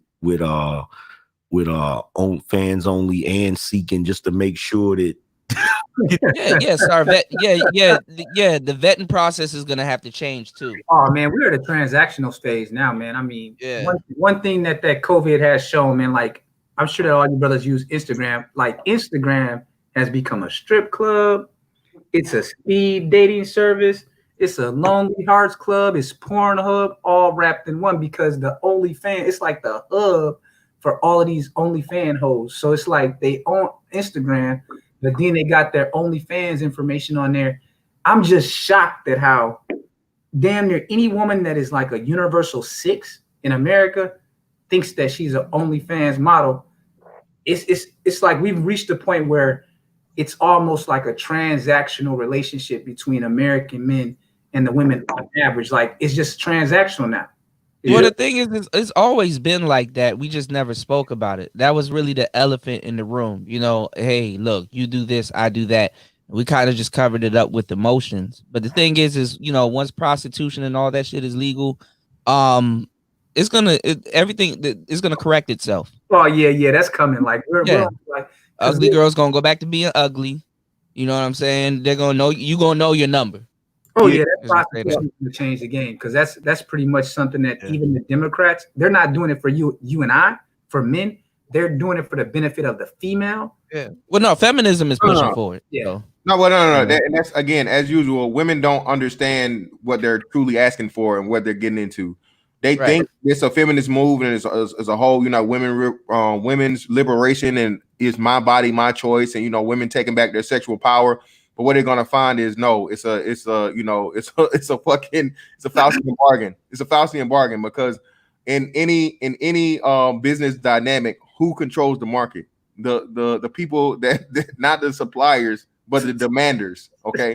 Yeah, exactly. It brings down the cost because one of the reasons why they've kept prostitution outlawed so long is because it keeps the value of sex in favor of women very high. But with that prostitution piece, as you're already seeing with this explosion of OnlyFans and all that, it's bringing down the value of what they're selling, and the market when they open it up, it's gonna be to the benefit of men because again, the tricks are in favor. Yeah.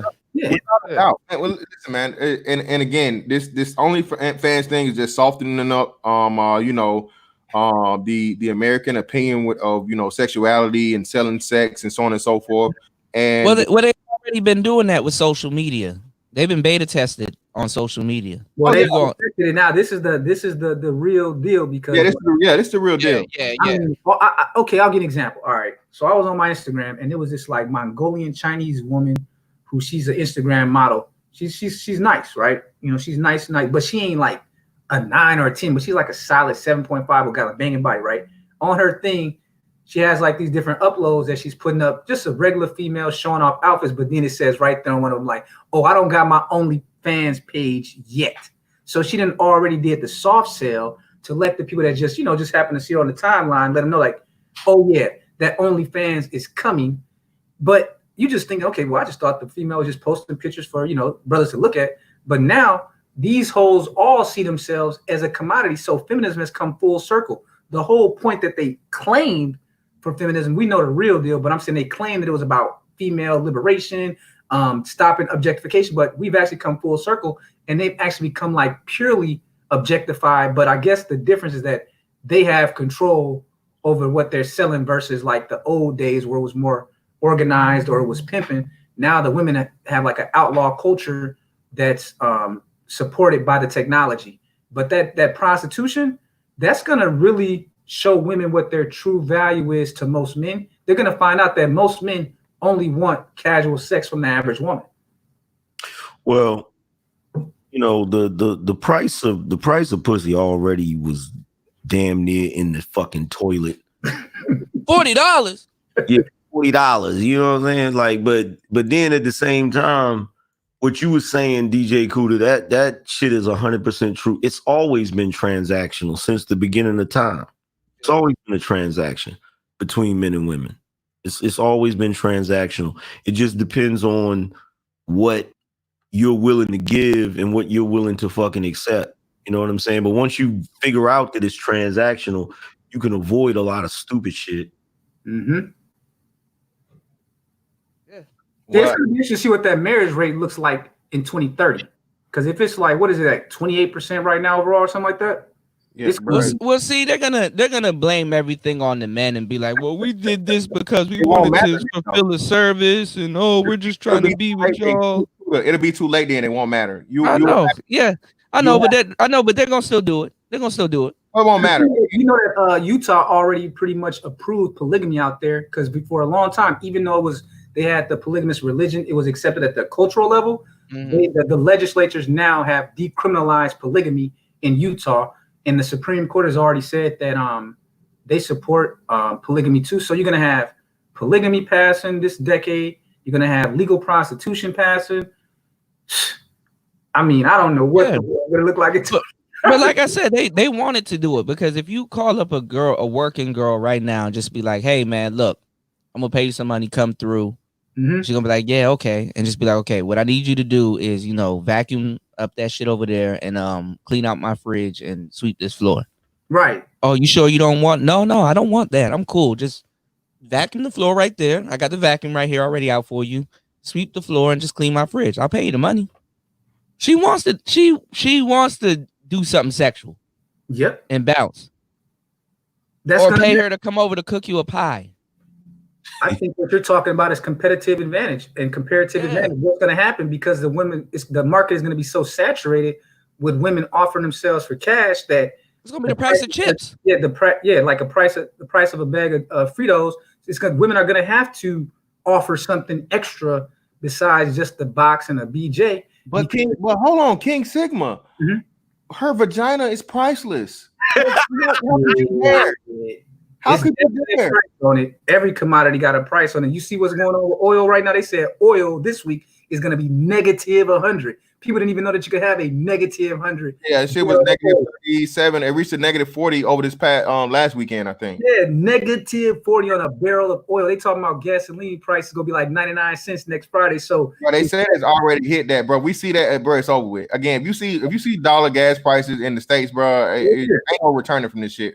Hey, it's coming this week. It's gonna hit 99 cents. They saying next Friday. Hey, I can debunk that whole priceless thing. Like, do y'all keep y'all socks after the elastic is worn out? Nah. They said that they got like a new cream for that. These hoes guys talking about they got a cream for that. On surgery now, man. Dr. Miami selling them shits for like $8K a pop, baby. That Vaggie Snatch. See, that's been like the question I've been wondering. Like, I understand that they could tighten up, part of the opening, but I'm gonna tell y'all right now, dudes are never gonna give bitches head ever again. Can they rebuild the walls though? Can Mr. Miami rebuild the walls though? Hey, man, that Vaggie Snatch say, baby, make it. Hey, you'll think she was Asian, man. Yeah, I know what you're saying, but look, I don't want no repurposed tubes. Don't make the dress.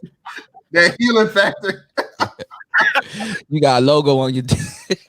I mean, it's we've definitely entered like some Blade Runner type. Oh my god! Like, everything that I ever heard in like sci-fi movies, I'm starting to think is like that's going to represent the end of this decade. It's a reality, man. It's a reality, man. It's funny. Shout out to Black Brain Trust. And it's a reality, man. And especially again, that's just another thing that outside of this space, Black people don't even talk about technological advances, man. They've had like actual prosthesis on some like $6 million man shit for like five years or more now, to where they can actually hook the bionic arm up to the person's arm, right? To the old places of the for a person that's lost an arm or hand or what have you, and it hooks up to the nerves, and your brain, it actually responds to it real time as if you had a what's name, but it's mechanical now. So the whole Android thing, bro, that's been here for years. You know what I'm saying? Yes, shout out to Mr. Ricky. And a lot of the prototypes are tried out through military, military wounded veterans and things like that. It's on and so forth. So yeah, man. What's the most prestigious meal a woman can cook you? Right now? Just think about it. It's like that's a question nobody never really thinks about. What's the most? Shit. You know what? The most prestige that you can't buy. Think of that though. It's not even a prominent woman cook right now. That's what I'm saying. I don't know, man. Like if you've been following social media over the last 45 days. When you think about it, it's like I might as well cook it for myself. Yo, where the fuck do you be coming up with them questions, bro? I don't know. Man, these women are cool, bro. They 45-day shit. But it's the truth. You gotta think about it. What can she cook you that you can't buy? Like what? Like they don't even knit sweaters for their niggas no more. Like nigga, you don't get that personal, bro. Dog, these women don't even know what your handwriting looks like, bro. You can literally read out loud. You can literally order shit from like whatever 5-star fucking restaurant anywhere in the world now, bro. I mean, like Cat's Deli. You can order like Cat's Deli sandwiches now, pretty much like nationwide, if not worldwide. You can order what is their purpose? Casual sex, man. Casual sex. Sex, yeah, sex. Sex and breeding. Sex and breeding. If you want technology's getting to the point that we don't even need that anymore. You could just use surrogates. But shit, have you guys seen Ex Machina? Have you seen the movie Ex Machina yet? Yeah. You know what? Zero talks about it. I'm gonna go watch it. That movie is oh man, that movie is crazy. He said that's where we're going. That's the direction we're going in. We're here. Japan said they already released a fully functional one now, so we there, man. But I suggest anyone that's listening, if you haven't seen it, it's on Netflix right now. It's called Ex Machina. It's a really good movie. Yeah, about how far this technology is at this point. Yeah, but yo, look, I'm gonna tell you the truth, man. At this point, if you deal with any chick, man, you have to actually like her. Like, and y'all are dudes, y'all know what I'm saying. Not like, because you know how you could be with a chick and you really don't like her personality, but she cute or whatever. Yeah. You gotta like her the same way you like your homeboy. That's the only way that shit's gonna work, nigga. And that shit is hard as fuck to find in this day. Hard. Yeah, it's hard, man, because what I'm noticing is that it's easy to catch them now. But the problem with today's woman, man, we're gonna see how things play out once everything opens back up. But keeping them around in a way that you want is what's harder now. And I think it's because, see, they have so many options. That's what I'm noticing with these bras. You can catch them easier than ever. But once you actually get into liking them like you're talking about, and you start to try to set some rules for them, that's where the true test of the modern relationship is now. Because the problem is that the women today, she might like you and you like her, everything's going good, but the moment that you hit that roadblock where you've been around each other, now you out of the sexual honeymoon stage and you start telling, well, I don't like you doing this or doing that. That test is the barrier is higher now because those women got so many motherfucking dudes that's at them, unless you just banging the lowest quarter of women. But if you banging universal sixes and up, she got a team, of dudes that's always at her at any given time on all the different apps, man. And that's what I think is hard now, is like sustaining a healthy relationship more than 3 months. That's going to be the true test this decade, how easy it is to do that or how hard it is. Well, if I was like, I'm not even front with y'all. If I was like, say, in my 20s or early 30s and I was just dating, like I wouldn't even try to shoot for the relationship. I would just fucking smash chicks. Cause like I seen what y'all niggas are dealing with. That shit is fucked up, man. Hey, real quick, let me shout out to Marco Grande. Appreciate you, bro. For the Colombian pesos. A wife is a purchase hoe, husband is a live John. Hey, you paying for it on contract, man.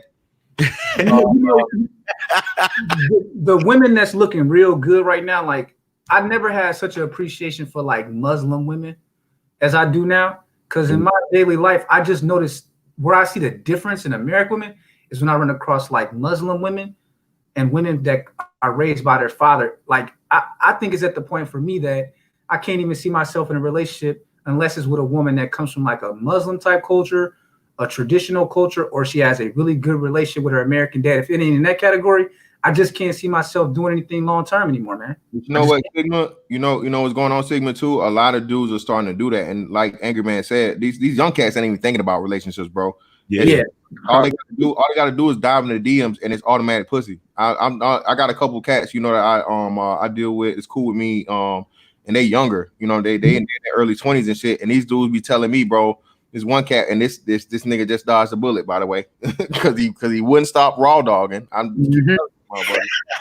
But he's like, yeah, bro. Hey, I just hit a bitch up on the hit her up on the gram, or I run into her one time, and she's a friend of a friend of a friend, and the 6 degrees of separation, and the next thing you know, bam, he bitches down. And you brought a good point, Fast, because I hear a lot of the older dudes, they talk about like dates, and I'm like, bro, what is you dudes talking about? Like, they're not even older dating, guys man. are just no one's dating now. Like there's no build up. There's no build up to who the person is. They're all the same people. Exactly. Yeah, bitch, your Meg Stallion. Yeah, all right.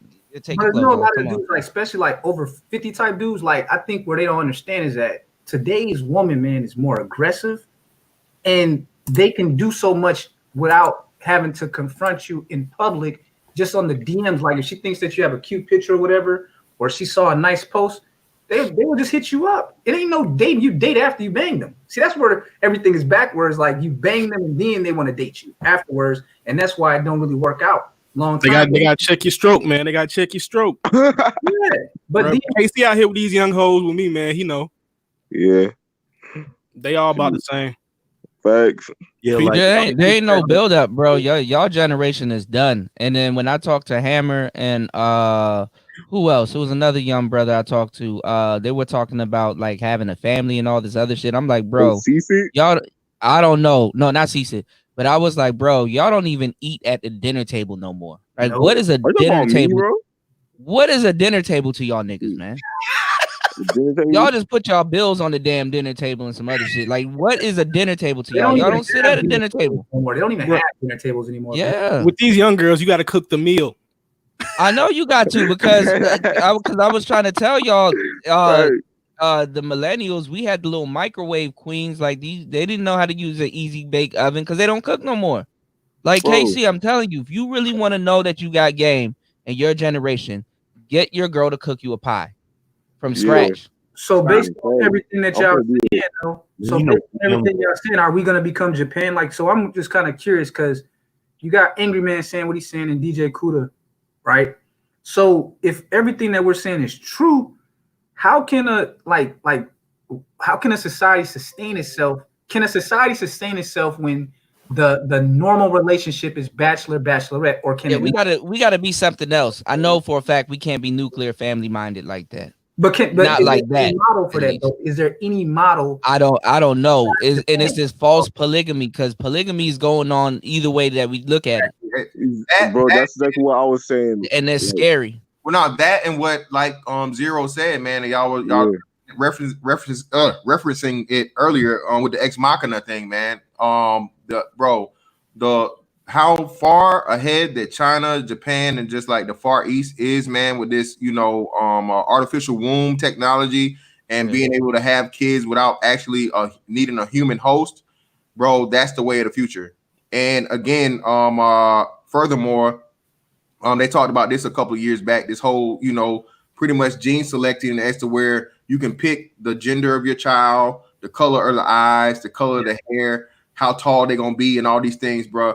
That's the future, man. So actual relationships aren't gonna even be a necessity anyway. If you're doing that, bro, you'll probably be laughed at in the next 20 years or so. That's the way. Like Demolition Man. This sounds like a fucking episode, like Demolition Man. It sounds crazy. I know, but bro, it's already in the works, man. It's already.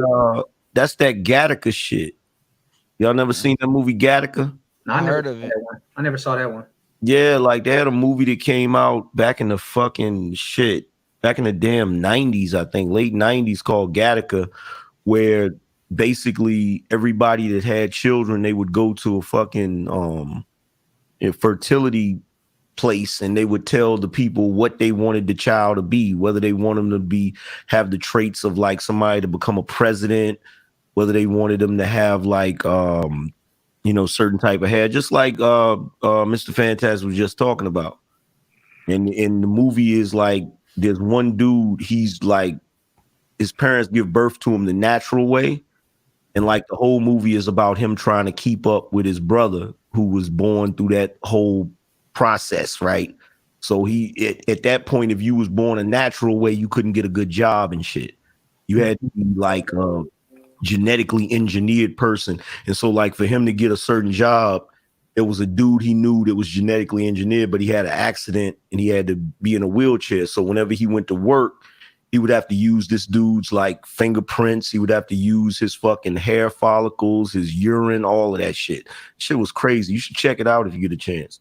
I'm gonna check that out. I wonder if that one is on YouTube, because YouTube be having some good movies on the low that be free. Yeah. Hey, the term is designer babies. That's talking about fantastic. Kanye West and them did that. They did that with their last child. Kim Kardashian and Kanye West had a designer baby. Say on God, wait, they actually did. Yeah, matter of fact, that shit came out in '97. It's called Gattaca.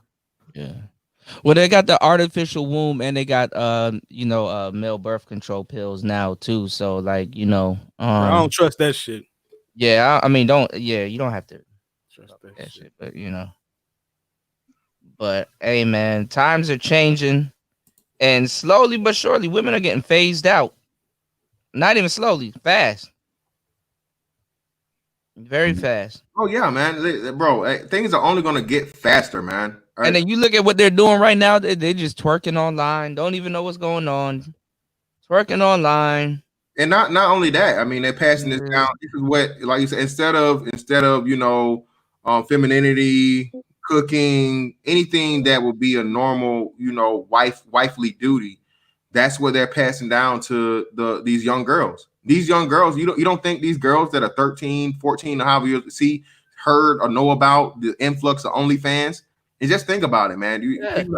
Bro, you had this OnlyFans thing jump up just over, like you said, not even a 2-month span of quarantine. These bitches have been online for 2 months, or like a million person influx, right? So what these bitches gonna do? What they gonna expect if they hadn't lost their job and they're going back to their job? Bitch, I seen you playing in your motherfucking cat on OnlyFans. What's good? What's up? But that's what I was telling Casey and C-Sit the other night. I was like, man, like y'all grew up with Instagram and Facebook and stuff like that. That shit came when I was in my teens and stuff. And I was like, and I seen the actual flip, how everything flipped. And I was like, yo, I'll be scared as hell if Instagram was around when I was a kid. You wouldn't know what to do, man. Crazy. Yeah, because all of that shit, even this right now, is all recorded. Even if we tried right now to take this shit down, yeah, okay. Yeah, all right. Yeah, all right. Yeah, I remember seeing the flip too, DJ Kuda. It was weird because I was young when it happened, but man, everybody used to be outside and stuff like that, hanging out. Bro, everybody would chop it up, and then all of a sudden, everybody just inside. Yeah. Like if you go up and talk to a bitch, she'll act weird now. It was like, what the fuck? But it's the thing. Meeting bitches off the internet at one point was weird. Like niggas would be like, yo, what's wrong with you, bro? You mean these weird ass bitches off the internet, bro? Are you stupid? You know what I'm saying? You don't know who you're talking to and blah, blah, blah. And now meet them motherfuckers off the internet. That's standard. That's basic. She hit you with the emoji eyes in the DMs and you already know what it is. There's a lot. I'm gonna tell y'all right now. There's a lot of women that y'all got off the internet that y'all wouldn't have gotten in person. What do you mean by that, bro? Exactly what I said. There's a lot of women that y'all meet off the internet right now that you have gotten and messed with that you wouldn't have gotten in person. There's women that you've gotten off the internet. If you seen her in person, you wouldn't have approached her. Okay. I can see that. There's women right now that you slid in her DMs. You wouldn't have been that bold if you were in front of her. There's a fact. You can get a woman off of her just posting a status. I don't feel good today, and some random nigga. Well, what's wrong? And then now you in a conversation with the bitch. They wouldn't have been that bold, or they wouldn't have been that reckless. Yeah. You can't send no girl a picture in person. Yeah, this is the perfect thing of the law of averages, man. Like you said, shout out to Ramil. Ramil said it all the time. He said shit. He just downloads whatever the dating app is, and then gets one of those auto reply things, and he auto replies to 100 females, send them the same message. Hey, what's up? And he said he's guaranteed to get at least 3 or more hit him up, out of those auto replies. And he's a pump and dump guy. You know what I'm saying? So one girl that you meet will have you download 4 or 5 same apps just to talk to the same motherfucker. Yep. Like, how many apps do I need to talk to you? Okay, if you on Facebook and Instagram, all right, cool. I don't need no more apps with your ass on it so I can talk to you. You're the same person. You're gonna get the same message. I don't need to talk to you on Snapchat or fucking Tumblr. All them dudes out there this on them fucking dating apps. Yo, what Ramil said he do, that's actually a smart way to do that shit. Yeah. Here's one little tweak, and I guarantee you the fucking percentage of chicks that hit you back will increase. Just put some stupid shit up there like, yo, I can't believe you used that picture for your profile picture. Say some shit like that. Right, some provocative shit. The motherfuckers would be like, what you mean by that? But here's the whole gaslighting thing, and here's the whole awkward shit about the whole thing. All of them hoes, for the most part, are socially awkward. Yeah. All of them. Yep. If you take one of them on like a date, you'll see it. If you're on a date with one of these women, I'm gonna tell you right now, you're better off sitting at the table, not saying nothing to her and texting her. Exactly.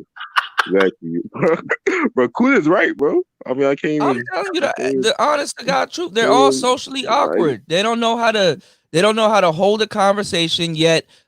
Prior to all of this shit, they were the main one saying, "I want a guy that has conversation." Yeah, but you want him to talk about the stupid shit you want to talk about. Yep, Beyonce hair. Don't nobody want to talk about that shit.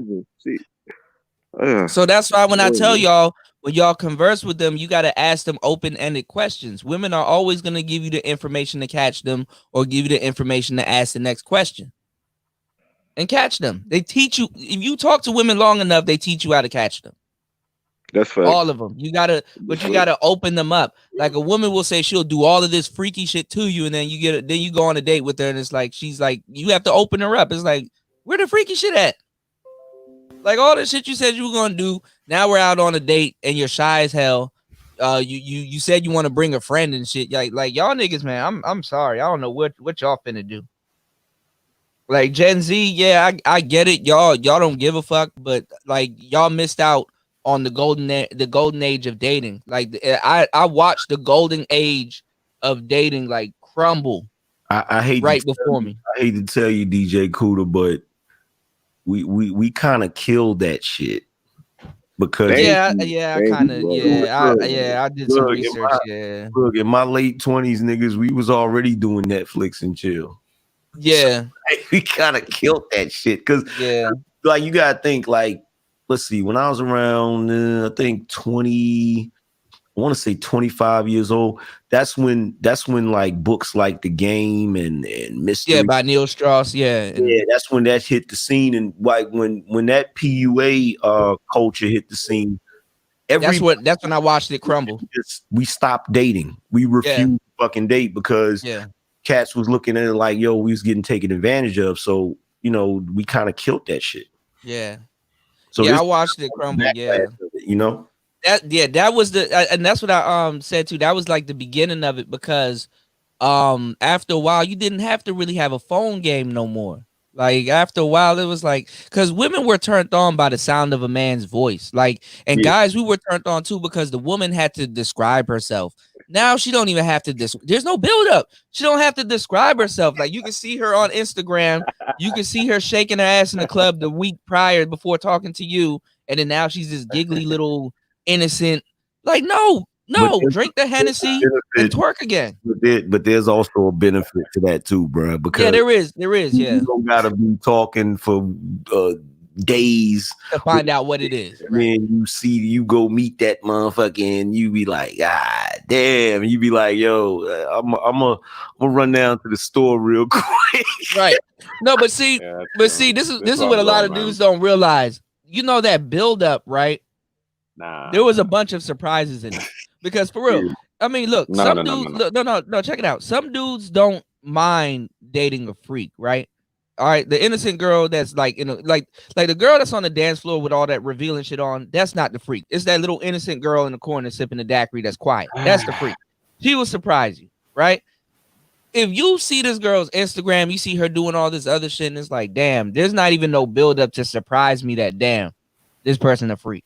But the build up, but the build up is only cool when it actually pays off, man. Like right. like Right, because some dudes talking to hoes is overrated. Come on, but man. this is the thing. Fucking hoes, man. Some dudes, they'll never say hold on, Marco, anything fucking remotely interesting, anything remotely valuable. They're just fucking hoes. The man that try to think that they're gonna have an interesting conversation with a woman is just fucking lost. They're worthless fucking holes. That's all they are, man. Stop thinking that they're anything else. But this is the thing. Some dudes, the build up into finding out they were a hoe was actually like it was like slick. It was like, okay, because sometimes both of y'all freaks, two freaks trying to out freak each other. That's a fun time, man. Stop thinking like, oh, they're interesting. I want to have a conversation with them. I miss talking to them. They just fucking holes, man. They always been that. Anybody who put more than that is just crazy. They just holes. They've always been that way. I don't know why all of a sudden people romanticize about. Oh, I remember I used to talk to her in the candlelight. Angry man, Angry man. I don't know if you know Marco. Marco is like the bachelor of the year. Yeah, he does shook up the internet with the real smell my finger challenge. Yeah, so you know. You said the smell my finger challenge. Yeah, it's the smell my finger challenge. He done took out damn near all the dating coaches. I didn't name it that. Yeah. He took all the dating coaches on his very same channel. On his very same channel, Super Bowl Sunday. He took out all the dating coaches in one day. Marco, man. I hate to tell you, but I had something like that back in the day. I called it the dip and sniff test. Oh shit.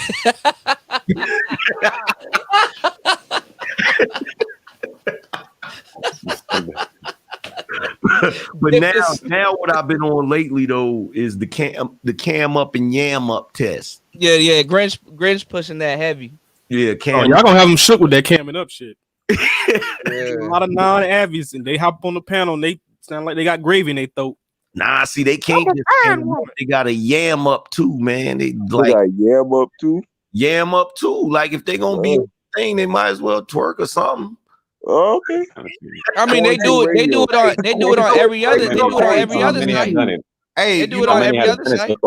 How many have done this before? They already do it. No, you know what's crazy though? Hey, why you bullshitting though? Hey, Angry Man onto some shit. If one of y'all young niggas or one of y'all niggas want to do that and just dedicate it to that, that'll be the purpose of, you know, well, y'all niggas ain't gotta hear him talk or no shit, cause bro, Duval do that shit heavy and he ain't even paying bitches. I think Boosie do that shit and he might throw bitches. Yeah, I just about to say we gotta recruit Boosie. No. Yeah. What I was saying too is that like a lot of these celebrities now, especially during the quarantine, now they're kind of doing what we've been doing, like that we've been clown for the whole stream team thing. And this how many hoes have cammed up and yammed up so far? No, but this is the thing about celebrities. This is the thing about what we do, what they can't do. And I made this distinction last time on the show, was that okay, we could sit up here for 6 hours and listen to a live stream here. Nobody wants to listen to Lil Boosie for 6 hours on a live stream. Nah. They know him for music. They're like, okay, all right, nigga, this is great, but when the album dropping, or when you gonna drop some music and stuff. So a lot of times too, you teach people how to listen to you. So them people, as much as people love Boosie, as much millions this man got, they're not gonna listen to this nigga for no 6 hours. I'm sorry. Yeah, but cool. Some of those guys got like a personality that Tory Lanez. Yeah, it's rare. All right, let me tell y'all something with music. Trust me. Let me tell y'all something with music. It's rare that the person actually really has a personality. They have a machine behind them. There's a machine behind them. Bro, some rappers are funny. Universal and I'm not listening to Tory Lanez talk for no 6 hours. I'm listening to Tory Lanez, bro. Tory Lanez is funny, bro. But it's not just him talking, but the shit's he's funny, but he's not 6. He's not 6 hours. Yeah, Kevin Hart's not 6 hours funny. Yeah, he's not. The reason why, like, there's no way I'm listening to Tory Lanez for 30 minutes. Like, look, the only people I say that I would listen to for an extended period of time, they gotta be funny than a motherfucker, man. They gotta have like, nah, man. Tory Lanez, nah. That's the thing. That's the weird thing about music. No matter how much music of these people that you buy and consume, they can still never sell you their character. They have to sell you their character over a beat with imagery and some type of small story. Yeah, like I would listen to Jay-Z talk for an hour, but that's only because I know he's gonna say some informative shit. The soak up game. Yeah. You know, but Mike Epps, I could listen to Mike Epps for a minute because he's naturally he's funny without trying to be funny. Right. Like these people, they need a machine. They need a machine behind them, and there ain't nothing wrong with that. Mm-hmm. But I'm just saying, when it comes to times like this, no, but that's what I'm saying. When it comes to times like quarantining and stuff like that, people are not interested in listening to them like that. That's to a certain degree. That's when they step into our realm.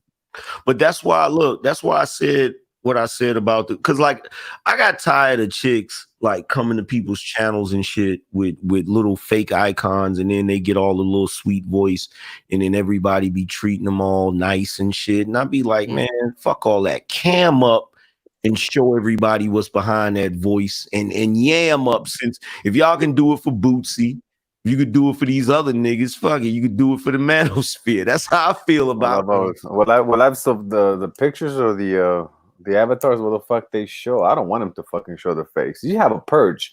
You gotta have a purge of all these old fucking hoes. You gotta bring only new ones, man. But I'm good on that one, bro. These YouTube hoes is trash, bro. All I see is the expired cooch. All I see is the expired hoes on here, man. Just purge these fucking hoes. Get some new ones, man. Look, the young ones. To purge the manosphere. That's the purpose of it. Because when I did the first time I did it the other day was with, I forgot the chick's name or whatever. Like I gave her like a countdown. She hauled ass. So that told me everything I needed to know. Was it Mella? Nah, it wasn't Bella. It was some other chick. I can't think of her name and shit. She uses like a fucking Yoda, baby Yoda icon. Okay. Oh, I think I've seen her before. She showed her face. She showed her. Oh, she didn't show her face. She hauled ass. One thing though, I wanted to talk about since this whole they tried to do this whole 2.0 3.0 divide, and then it turned into a whole stream team thing. Is I wanted to talk to everybody about basically just at least audio, setting a standard, because one of the people that is, I wouldn't say is, because I don't know, because I consider you still 3.0 also. You Angry Man, I consider you 3.0 also, but at the same time, it's like I be trying to tell people that you're the only person that actually gives a fuck about his damn audio in the whole manosphere. You know what I'm saying? Like if you look at everybody that's in the manosphere and people that actually took their shit to the next level, you're damn near the only one I can point out. Well, that at the top of the chain. Well, the reason why is because like when I was building my platform, like I took a lot of cues from like the video gamers. On Twitch. Yeah. Like they got their shit on a whole nother level, and they always upgrading it. And then, I didn't want my channel to just be like everybody's channel. I wanted mine, like I patterned mine after guys that had like millions of subscribers and shit. Yeah, you build a gaming rig and you take it from there. Yeah. So like, and I like music. You feel what I'm saying? So I'm not gonna. I want to make sure that the music is, crisp. But when you talk to these other niggas, man, they give pushback like, "Whoa, I don't know. I just. It's like, come on, man. It's like, bruh, you don't understand that we all got that same red button in the top corner that says "End Broadcast." You don't realize you broadcasting. This is a company. Because you know what? Because it's costly. They don't. You know what I'm saying? They don't really want to. Because like it's not cheap at all. Like I had bought the when I first started doing, I had bought the Yamaha. I forgot the name of that fucking mixer, but it's like a little bit of a learning curve because nobody had ever really made mixers for the purpose of YouTube broadcast. Right. But then they came out with the Go XLR, which is the Go XLR, specifically for it. You know what I'm saying? So like now it's easy. You could just get that shit and plug it up and go, and you good, But that's what I was trying to tell people too. I'm like, a lot of these guys in 2.0, they don't care about your audio listening experience. What they do is they take their phone and put it up to the damn microphone, and that's your radio right there. And they're not running nothing through an interface. Dude, get out of here. The best is when they play voicemails. That's the best when they play voicemails. Yeah, they play voicemails and shit. But like, dudes never took their shit to the next experience, to the next level. They never showed nobody no impressive ass mics. Like because and then they, a lot of them are like, well, we're content creators. We're content creators. No, a lot of them been abusing Google Hangouts for the good last 4 years before that shit went down. Yeah, and I told everybody that was going to be the neutralizer. That shit was going to put a lot of people out of the game, and it did. But you know, the thing with the putting the phone up to the, you know, the microphone, there's actually a term for that, bruh. It's called Teddy Riley. That's Teddy Riley. Oh yeah. That's you ain't shit for that one, boy. Riley School of Engineering. Oh, I gotta do a show on that now. Okay. Yeah, man. No, because that's what they do. It's like, bro, this is your audio. Like for real. I'm telling you, people don't give a fuck about no crappy audio, but I mean, people won't watch a fucked up video, but they'll listen to crappy audio. They will. Like I've seen all of y'all in the chat room listen to niggas that got their phone pointed to the ceiling and they just rambling.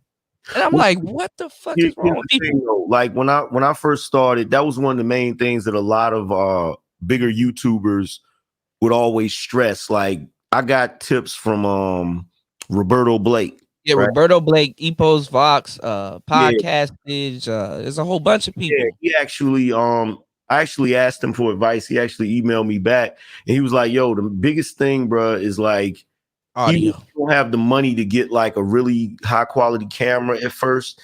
He said, just make sure your audio is crisp. Yeah. It's like, make sure your audio is crisp because, you know, and I do that too. If I turn on a video and the audio quality is fucked up, I'll stop listening to it immediately. Nick Nimmin and all them guys, man. Shout out to my man Caesar D1 for the 50 ball, bro. Thank you, brother. Salute to you and the panel. Appreciate you, bro. All right, salute, brother. Yeah, I'm trying to get everybody on the stream team at some point into the $400 mic club. If you spend $400 on your mic at some point, even if you don't use it, can you start the purge? Can you start the purge? This is y'all listening experience. If y'all want to listen to some purge of the old fucking same stale hoes, or the same expired cooch that come on all the time, they talk the same shit, and then they get on the panel and then they talk for fucking hours and end up with the same shit. Yeah, like Mello was causing mad issues like 2 days ago, Kuda, or like one night ago, bro. Hey, listen, man. To a certain degree, it's entertainment. Like I'm not about to be bombing on. We can get entertained some other way. That's one type of entertainment. There's other type of entertainment. It's funny. I mean, she was fine as can just be just as entertaining. Live streaming out after a while is out of my hands. We'll be going in one direction, and then something happens, and then the shit goes into another direction. Just saying, a fine asshole can be just as entertaining. Just as entertaining. Listen. There's 3 tiers, man. Look, this is the problem. A lot of panel participants, y'all be trying to tell the content creator what to do. After a while, you can't tell the content creator what to do. I know that, but it's like, bro, there's 3 tiers. There's a chain of command. You have audience. Look, there's 4. Look, hold on. There's 4. Hold on, homie. Hold on. What are we saying here? We're just saying that. Our opinion is like as a public. Here we go. These old assholes should get some new. We didn't see them the whole platform. That's what we said. The conversation always goes somewhere else. It's because some old nigga or some old female comes onto the panel and derails the entire thing, bro. That's the whole reason why that shit happens. Have 4 tiers. Oh my god.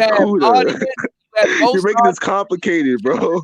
No, because you don't see it. You're making it real easy. Actually, making it really easy, homie. You're making it really easy. I asked you to start your own channel. You don't want to do it. You're not gonna see what I'm talking about. I'm not. I mean, I'm not. No, you're not. I respect that. I'm not interested. She's like, I have old expired females. I'm telling you, bro. Both of y'all respect where I'm coming from. Right? After a while, you got to understand. You have audience, ghost watchers. They ain't gonna do shit. Cool. People that participate in the chat, that's 1 tier. panel participants go back and forth with people that participate in the chat. Cool. You guys are panel participants. You're not a content creator. I don't control what I do, but then again, I don't. Y'all be getting. Yeah, you do. You control who gets on. Of course you do. Never mind. It's all right. No, it's just that, bro. Like, and then we're saying that get some young hoes in there. The boomer came on. I'll tell you what. Y'all just keep talking. Actual content creator. I'll tell you what. I'll just keep talking. I won't come to your channel anymore, homie. I won't listen and I won't participate. Homie. Thanks a lot, homie. Thanks. A content creator oversees all of that. They oversee what you're doing. They oversee the chat. They oversee a whole bunch of different things. When you guys come on the panel and have these different discussions and shit like that, and I'm letting it rock, the chat is copacetic, panel is copacetic. Sometimes when you add certain people into the mix, you just gotta watch it. Sometimes it's like cooking. All right, you prepare shit, you put the shit on. You don't know if the shit gonna burn or if it's gonna explode. You gotta take care of the shit. Yes, all right. Y'all don't like Mela, but guess what? Y'all sit up here arguing with Mela the whole time. We weren't even talking about that. I didn't even argue with her. That's what happened. That's what Casey. I didn't argue. I didn't argue with her. I don't know what you're talking about. I don't talk to hoes. I don't have to. I think it's useless. I don't talk to hoes. It's fucking useless. No, that's all right. Like, listen, homie. Hey, I'm sorry I said it, homie. I just won't come on your channel. My bad. I just won't come on there anyway. That's all right. Bro, Marco. Anyways, but cool. I get what you're saying, because like we can't tell the content creator what that you do, but it's like, bro, every single time we could be talking about we could be talking about something like real, right? Then out of nowhere, a simp boomer, or some kind of old ass female just comes on and derails the entire thing, bro. Derails. As a content creator, I understand that. As a content creator, there's shock value. Do y'all motherfuckers want to listen to dead silence? There's some entertainment in smiting old bitches. I thought so. Oh my God. Arguing with an older woman is better than dead silence. So let me ask you a question, Kuda, because I gotta ask you this before y'all keep going, man. God damn, you see what I deal with? Mike, look, the mic that you got, you and Kevin got the same mic. I thought you had the same mic as me. No, please don't do that. I don't got the same mic as Kevin. No, Kevin Samuels, right? Mike, what's the name of your mic? This one that I got now? Yeah. It's called the Aston Stealth. This is the end all be all solutions of all mic. This mic actually has a cloud lift built into it. Yeah, because I noticed that cats either have the Shure or they have that one. Yeah. I'm wondering which one is better. This mic is called the Shure SM7B Killer. I don't see it, but I still gotta learn how to use it. It got like 3 different modes, and it got a built-in cloud lifter. All right, I'm gonna check it out. Look at it. It's called the Aston Stealth. It's from London. Aston Stealth. All right. Yeah, this is the mic I got. Hold on, let me yam up right quick. This the joint. Okay, that ain't the same one as Kevin's. You're right. No, Kevin got what's called the Podcaster. I mean, yeah. His mic is a USB mic. It's a plug and play mic, and the XLR version of his mic is called the Procaster from Rode. I'm a mic enthusiast. Like I be trying to tell people, and I be trying to show people that we need to step our audio up. If we're gonna be stream team, we got to offer what a lot of people in 2.0 didn't offer, which is better audio and a better pre-recorded show and listening experience. Like if these people use their mics on OBS, they will get a better audio quality than they would on StreamYard. Yeah. They don't even realize that. But you can't speak geometry to people that they're like, okay, well, this is what I've been doing. It's like, no, bro, you gotta put in time. You gotta start learning about stuff, man. The fact that you sit up there and will buy a $400 mic, you crazy as hell. And that's standard. You go to one of these little video game channels and you see a 5-year-old kid speaking into a SM7B. Don't know shit about that shit. And I'm talking set up like you could go in there and record a whole fucking classic album in this setup. Yes. And I'm talking to some big old grayback nigga, and he's like, "Well, I don't know, man. I don't know, bro. I don't know about you get that mic, man. Cool, you be on games and shit." I'm like, bro, okay, all right, man. You keep putting your phone up to your damn microphone and see. And man. You talking about too? I'm not gonna say. I know you That's know. What I'm saying, man. This nigga's ruthless, man. That's the fucked up part. That's the fucked up part. Oh my god. I want to, if you can, I want to do a tech show because I was supposed to do the tech awards and I had you at the top for the best tech setup in the manosphere. Oh shit, I appreciate it, man. Yeah, I was gonna put something together, but I know some other shit like doesn't occur. But it's like, man, this shit is ridiculous. And then I had to hear you know what I'm saying, old boy talk about some, man, we deliver the best content. It's like, bro, but we can't even talk to you about setups. What the fuck is going on? Oh, it's just the microphone. We didn't even get into the interface talk, the camera talk. We didn't get into none of that. But then the whole manosphere can talk about some, all you niggas do is stream off your phones. Okay, then where's the setup? Where's your power suit? I mean, I don't care if you can stream off your phone. That's for real. If I'm gonna tell you right now, if you can get as much viewers, if they can get as much viewers as they do just streaming off their phone, I'm sorry, that's impressive. That's impressive. Yeah. Versus a nigga with a whole setup, and a lot of these niggas don't have a setup.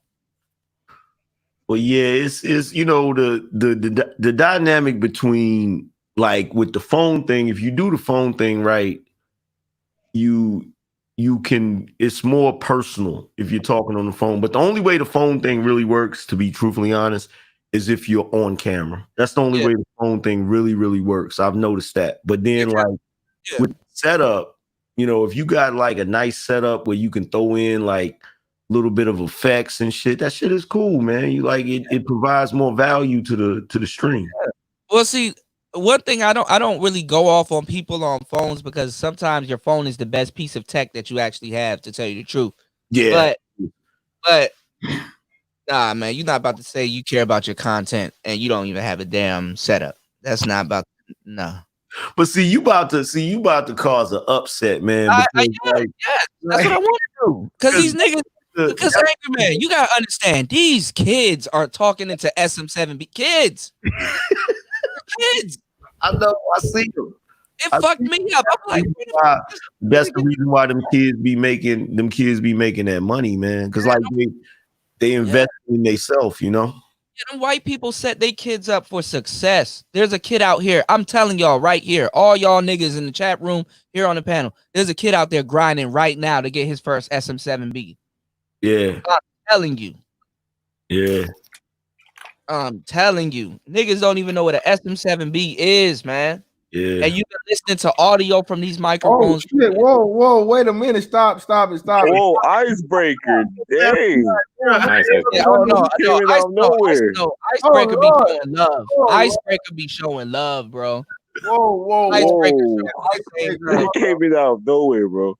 Icebreaker is showing love, man. Bobby Drake with the remix around this motherfucker, man. Support the Dream Team and also the killer panel right now. Appreciate you, brother. Thank you for that 100 ball, man. God damn. Wow, but they say that the manosphere is broke. Man, we gotta do a tech show, bro. Because I want this standard to be all across, man. If you want to beat half these niggas, beat them in the tech realm. Man, let me tell you something. This is some shit I know for a fucking fact. Because I heard what the brother just said. How they motherfuckers do be trying to say that shit. The manosphere is not broke. It's nowhere near it. Yeah, it's a lot of dudes here that are professional dudes that make really good money. The manosphere is far from broke. I know that for a fact. That's what I was saying in the show. I was like, yo, okay, if a lot of niggas in 2.0 gonna come at 3.0, they've made the most money. I'm not asking, okay, look, we got content, cool. Pre-recorded shows, cool. I'm with all that shit. Where's the tech? Yeah. Where's the tech? Where's the, you know what? Look, see, now you gonna get me on this shit. No, I'm about to get you amped up because I know you geeked up for tech because you have a setup. Where the young fine hoes at? Where the young fine at, man? I went on that hoes anywhere, they find you. Yeah, whatever. Hey, but fantastic. Yeah, let's talk about pussy. Thanks for having me out, homie. See you later, homie. Hey, Marco. Hey, Marco. Time, man. We got y'all still on quarantine down there? Are y'all doing quarantine down there? Say it again, homie. I said, are y'all doing quarantine down there? In Colombia. Yeah. Hey, when you get off, bro, we gonna have to spark something up, man. We gonna have to give them something for like the springtime Colombianas or some shit, bro. Yeah, the hoes gotta take their mask off. I don't know. These are more old hoes now, man. That's what it's all about. Hey, this is my channel, nigga. I ain't had no old hoes on my shit. Goddamn it. Hey, I don't know what y'all got going on with Kuda, but hey, y'all figure that shit out. Y'all will work it out. But hey, shout out, man. You know what? It's shock value, man. Yeah, hey, real quick, shout out to Dollar Washer. Appreciate you, brother, for the $5. Dollar Washer, man, definitely always donating, bro. I'm a man of means. Guess how much my mic is? $40. No, but this is the thing. You got some niggas that can make a $40 mic sound impressive, and that's impressive also. I'm not saying that just you like RBR does, right? No, his shit is done. His shit is done. That whole show, we could have been talking about some real shit. This nigga up here yelling into the damn megaphone and shit.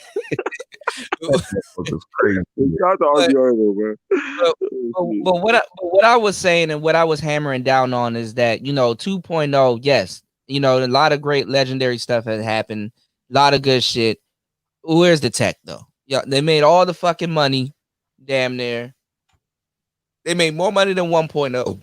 Ooh, I'm burping this shit. They made more money than 1.0, and they made more money than 3.0. 3.0 is in its baby stage. And it's like, I'm not trying to hear people as King Kong. And then I ask them about their tech, and then they're like, what? Huh? What do you mean? And then I can go and watch a Twitch video and watch some greaseball, no name motherfucker with a damn crazy ass mic I've never seen before. Then I go look it up, and it's like $1,000. Because it's about, look, man, it's really what it boils down to. It's about professionalism. Like, everybody's not gonna take time. Everybody's not gonna take the YouTube content creation seriously, which really doesn't make any sense to me. You know what I'm saying? But because like the reach you have and the ability to generate income and the ability to do so many fucking things, like I don't see why cats don't take it seriously. But it's the same. It's just like niggas is doing the same thing they would do in real life if they had a business. Instead of them doing it, like if you go to a white business, everything's gonna be uniform. You're gonna walk through there and then everybody's gonna have on uniforms. They're gonna have there's gonna be a whole theme and all of that shit. But then you go to a black business, and they got mismatched chairs. Ain't nobody got no uniform on. It's nigger rig and shit. You know what I'm saying? There's no uniformity. Like it's like, take this shit seriously. Like if you do that, you could franchise your shit. It's about brand awareness, brand recognition, all of that shit. That's what I tell niggas. I'm like, look, bro, this is your broadcasting company. You're running a broadcasting company. Yeah. Essentially, like station, like for real. Yeah, and you gotta have a broadcast. Yo, you got it. What's up, bro? What's good, Valdez? What's going on, Albert? Like, yo, you go see cool to start. That's what I'm gonna do. I'm like, okay, I hear what y'all saying. I'm just about to burn y'all up with this tech shit. That's it. I'm just about to burn y'all up with tech shit. Hey, I ain't trying to change the topic or nothing, but yo, Angry Man, that like month-long roast y'all did after the eagle hatched that egg, bro. Oh my god, bro. Y'all niggas almost had me getting fired from work, bro. Like we don't hear the baby in the background and shit. Come on, man. Oh, and I'm gonna say no homo for this part. Your titties done got bigger. We see it. They're bro, I remember I was at work and I sneaked the one headphone in my ear, and then somebody would say something about like the normal shit we complain about, and I'd look and a bitch would be like, "Oh, what you laughing about?" And I just look, she be fat and overweight, you know what I'm saying, with a wig on, and then y'all like just some ratchet shit, and I just bust out laughing, bro. That shit was horrible, man. Oh man, yeah, man, like you can't take that shit seriously, man. Like, oh my god, that shit is funny. Them too. I've seen women here with better microphones than some of these niggas, man. Yeah. I don't even want these dudes to cam up. Just show us your mic. That's the type of shit I'm on. Just show us your mic. Mic up. We don't care. Just mic up real quick. Show us what you. The mic up. Show us what tin can you screaming in real quick. Hey, I got a Zing Yao. I don't know if that's like it's like a recording mic. It's all right. No, you know what? All right. So with the whole stream, gaming mic. I ain't gonna lie. No, gaming mics are good. I advise people to get like a $200 gaming mic. At least that shows some type of initiative. My thing is that how I would like it to be. Just saying, me personally, I would rather the content creators. We got like $400 something mics and up. That sounds blasphemous to niggas. I know, trust me, but that's actually standard, right? And like, no, yeah, but like the people that contribute to the content, like panel participants, y'all can have gaming mics because it's like, okay, I'm not a content creator, but you know what I'm saying? If I'm gonna be on these panels for hours on end, let me go get me a nice, little mic that I can talk into so people can hear me clearly. They can. I won't be borging out and shit. I won't have to worry about a damn phone connection and all this other shit. And I can help contribute to this person's show. Like, who wants to really spend a good half an hour of this show? Like, hey, can you hear me? Hey, can you hear me? And then they're borging out and shit. Hey, real quick, shout out to Dollar Watcher again, bro. Appreciate you, Dollar Watcher again. Black Manosphere need to do actual productions, movies, and shows. I don't know if we go to the Tyler Perry route, bro, but I think here what this YouTube thing is evolving into, bro, it could be a definite possibility. I mean, this is Black YouTube. We all need to have equipment. Yeah, all of it. Thanks to Valdez. It's all your fault, Valdez. It's all and you know what? And that's what I thought. But no, I didn't want the shows to be. I said, look at Angry Man. Seriously though. On my own channel, I just stepped my game up. Looking at Valdez, like, you know what? I need to step my graphics game up. Got an intro and an outro now on my own channel. I gotta set my graphics game up, man. You just can't be having nigga rig shit all the time. Y'all, I'm telling y'all gotta pick Angry Man's brain, bro. I'm like, if he tells you some of the stuff that he's bought and stuff, you better take notes. Go take some notes and figure out how to take your shit to the next level and be happy about it. Like, you shouldn't feel bad pressing the OK button or the process button to buy a damn $400 mic. You should be happy. Yeah, like, yo, this shit about to go to the next level. It's an investment, and whatever equipment you buying, like, especially if you're a YouTuber that's making money off of your YouTube channel, it's a tax write-off. Yeah, like, for real. Yeah. Right there. Hey, y'all seen Cut to the Chase TV? His shit pretty dope now too. Yeah. Me and him been talking. Me and him about to do a tech show soon. I told him about the Aston Stealth. Because I'm pushing the Aston Stealth right now in the Manosphere because it comes with a cloud lifter. Like, I know how niggas are. You don't want to spend $400 on a microphone, then turn around have to spend $150 on a cloud lifter or a dynamite or something or a fat head, and then have to turn around and buy 2 more cables to run out that motherfucker. So, and that's too much. That's too much to explain to a nigga. So I'm like, look, get this microphone. It has a built-in cloud lifter, and just figure out how to use it and then we're going to start talking about interfaces so you can learn how to run your audio through your interface instead of taking your cell phone and putting it up to your damn speaker and then try to have people listen to that. Yeah, you could literally, if you have a right interface, you could literally get your freaking 3.5 wire. Yeah. You could hook that to the phone and then hook it into the interface, and the sound quality will sound way better. Yeah. But you got crawl before you start swimming. Get you a good mic. Yeah, that's what you're gonna be yelling in. And this is the thing. It don't matter if you're ranting or talking about nothing. If you're gonna rant and talk about nothing, at least sound good. Damn. Sound good. Like RBR. Like, RBR would have a cult following if he just sounded good.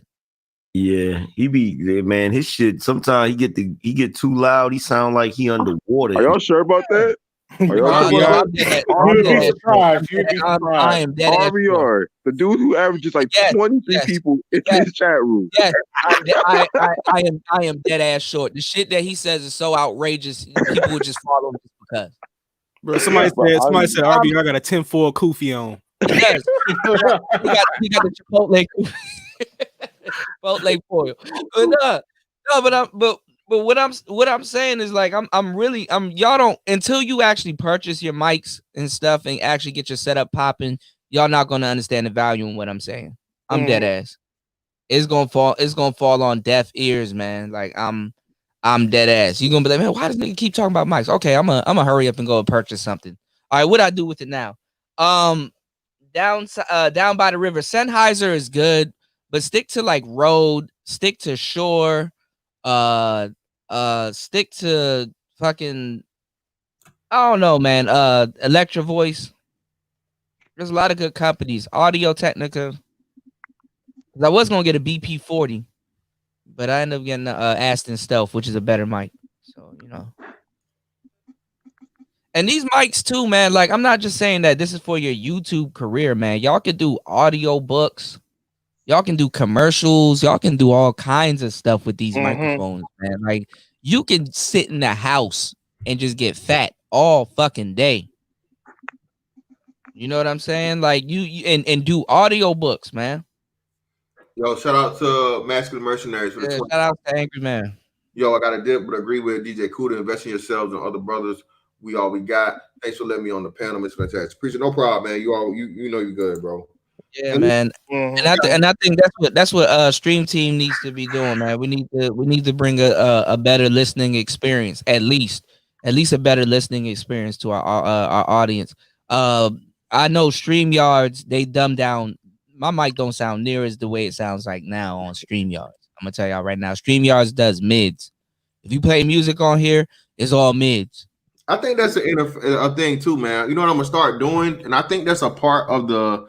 I think YouTube is low key hating on the StreamYard shit and the Shadow Man shit, bro. Yeah, it's the interface with that. So I'm gonna start playing around with either the YouTube Live itself, like the YouTube Live thing, or either OBS. I just gotta find out how to work OBS. I'll show you how to work OBS. Yeah, when we first did the transition from over from what do you call it? Google Hangout. Yeah, Hangouts. Yeah, Google Hangouts. Gabe, bro. Appreciate you, Gabe. What's going on, Gabe? Shout out to Gabe. Yeah. I was using OBS and it was it wasn't really complex, but I was having issues with learning how to you gotta use Streamlabs. Like learn OBS and have OBS in your back pocket, and then you learn how to use Streamlabs. And then what you do is when you go on YouTube Live, they're gonna give you what's called a stream key. And you take that stream key and you go in your settings on OBS and you type in that stream key, and then you go back to YouTube Live, and then you press go live on your OBS, and then whatever you do on your OBS is gonna come up on your live stream, going from your stream key to your YouTube Live, and then you go live on YouTube, and everything you do on OBS is gonna be projected onto your live. Yeah, okay, I gotta keep that in mind. Yeah, because I was saying that Tommy uses either he uses XSplit. Okay, because I know he uses StreamYard as an extension of whatever it is. He's not using StreamYard. He's using whatever.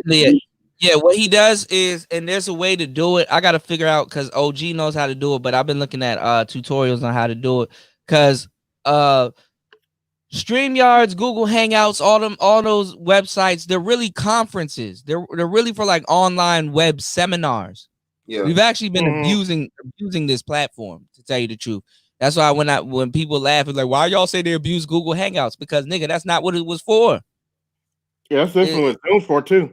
Yeah, like these little cameras and stuff that I got in my studio, the Brios and stuff. Like I'm telling y'all, I done went broke several times trying to fund my studio. $200-something cameras. You know what I'm saying? Like this, yeah. The dog. I done ate them ramen noodles, nigga. Shit. Come on now. Like, how bad do you really want what you say you want? Yeah, you can't. You can't even like so on StreamYard on this shit. Whenever you use a StreamYard, you can actually go back in the live and go back and you went to a certain, say like an hour back or however long back. And Tommy shit, you can't even. You can only watch it live. You can't. Yeah, you can only watch it live. Tommy is using what's called XSplit. So what he does is that he can use XSplit and import what you call it StreamYards and still use it, and then once he cancels out StreamYards, he's still on his XSplit. Yeah, and like I say, yeah, I'm okay. You gotta have like an i9 or i7, because when you have an i9 or i7 computer or laptop, all you can them run cords, yeah, you can run multiple programs without it interfering with the other one or slowing down the other one. Mm-hmm. Okay. So you know what I'm saying. So he just got. That's why sometimes when you watch him, he like, damn, I got too many windows open, because his shit starting to slow down. Yeah. So and StreamYards is kind of taxing on it could be taxing on your computer after a while. But if you got a high processor, you're good, man. You're golden. But yeah, man, I think we just now getting into the shit and and taking the stream team moniker or whatnot, man. So I think we're gonna run with that shit, man. If you're gonna put it, but they over here. That's the thing. Like, okay, you say you want to separate yourself. Why you here? Like, you know what I'm saying? I haven't really even been watched. I only catch wind of a lot of just certain 2.0 people I do watch, but I only catch wind of their content. We over here doing our own thing. I done did like 2 26-hour live stream. It's unheard of. You going live tonight, bro? Yeah, I got the third shift popping tonight, man. Y'all pull up on the kid, man. Yeah, third shift gonna be sweet. Yeah, bro. Man, I'm telling you. Speaking of third shift, this is perfect third shift hours. So Kuda, set your shit up, man. And I'm gonna throw you this alley-oop. I hope y'all niggas just watched the. Yeah, my shit starting at 12:30. My shit starting at 12:30 tonight. I'm talking about trad cons on tonight's show. You talking about what? You talking about what? Trad cons, traditional conservatives. Oh, okay. Both male and females, because the manosphere at this point, they're a bit, they're triggered by trad cons. They don't know who to trust. They can't trust niggas, they can't trust bitches, and they're just triggered. And that leads to a form of paranoia. So we gonna chop up some game on tonight's show, man. But yeah, man, I hope y'all was and I know y'all do this because y'all niggas been supporting since day one. I appreciate all 100 of y'all. I think we got up to like 120. I apologize for hating ass YouTube. I don't know what the fuck. I mean, yeah, you shadow banned, bro. I'm shadow banned too. Yeah, niggas ain't beefing no more. Niggas out of the bullshit, but we back into it. So I'm gonna have to harass these motherfuckers again for like 37 emails for them to finally do whatever for my shit. But we'll get back to it, man. But y'all niggas done watch me in the club. Y'all niggas done watch me driving and all this shit. So I'm pretty sure y'all was watching The Last Dance while y'all had this shit running. At least I hope y'all was. I know I was. Oh shit, you just reminded me. Damn, I'm fucking up. Hey, nigga, I was closed captioned. I was closed captioned the whole time. Hold on, I'll be right back. It was chopping it up. That's why I was. Bruh, I forgot, man. I feel like an ass now, man. It's pretty. It's good. But yeah, man. For all you young cats out here, please stop it, man. And I'm not even a Jordan fan. Okay, again, I'm not a Jordan fan. Okay, but you can't, you know what I'm saying, be a fan of Kobe and not have respect for Michael Jordan. Thanks. Listen, bro. I know y'all love LeBron. Even though I also think that LeBron is better than Kobe, but hey, let me go ahead and help this brother out. Good night, young nigga. Get him out of here. Yeah. I still got love for you, KC, man. I'm not gonna block you from the studio, nigga, but you damn better get off my panel with this blasphemy on a Sunday at that. Somebody help this young man out. Kuda, I'm pretty sure you know what I'm saying, he'll be on your stream. Give him some lessons, man, or something, so on and so forth. But again, man, hey, as always, I greatly appreciate what you simply see what he say.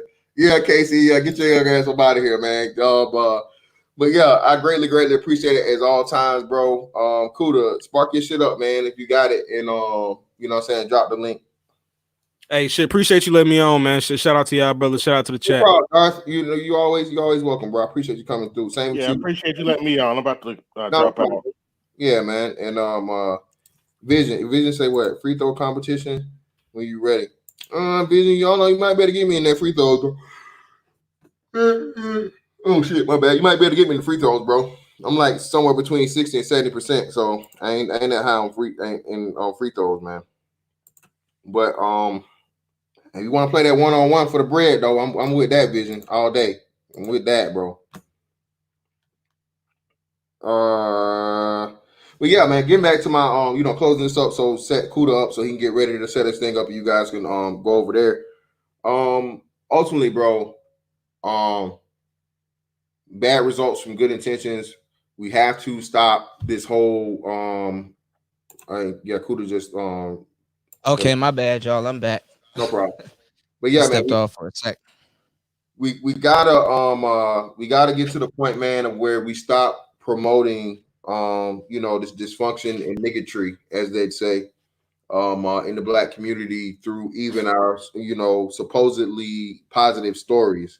You know what I'm saying? You gotta stop doing that, man, because these young cats, they don't even know what they're seeing. You know what I'm saying? This everything's getting fed to them is, hey, this is how you gotta be, this is how you gotta be, this is blackness, this is manhood, this is important, this is your existence, this is your essence. You know what I'm saying? And we gotta get out of that, bro, because we know better. And you got to be very, very careful of, celebrating the nigga shit and trying to tell your story of triumph. We all have stories of triumph and coming and all those things like that. And that's cool. That's fine and dandy. But in doing that and telling that story, man, we can't be praising the shit that's going to keep us in the hole and keep these dudes, one foot in, 1 foot out of, the street shit, nigga shit, dysfunction, things that are going to counter healthy families and so on and so forth, raising strong, intelligent black men, bro. That's the most important thing. That's a bet. Yeah, that's all. Right. That's all I got for now, man. Y'all go over the Kuda shit, bro. All right, thanks, fantastic, man. Fire stream once again, man. Make sure y'all hit that like button and subscribe to Mr. Fantastic. Like, man, and share it. Actually, share this shit.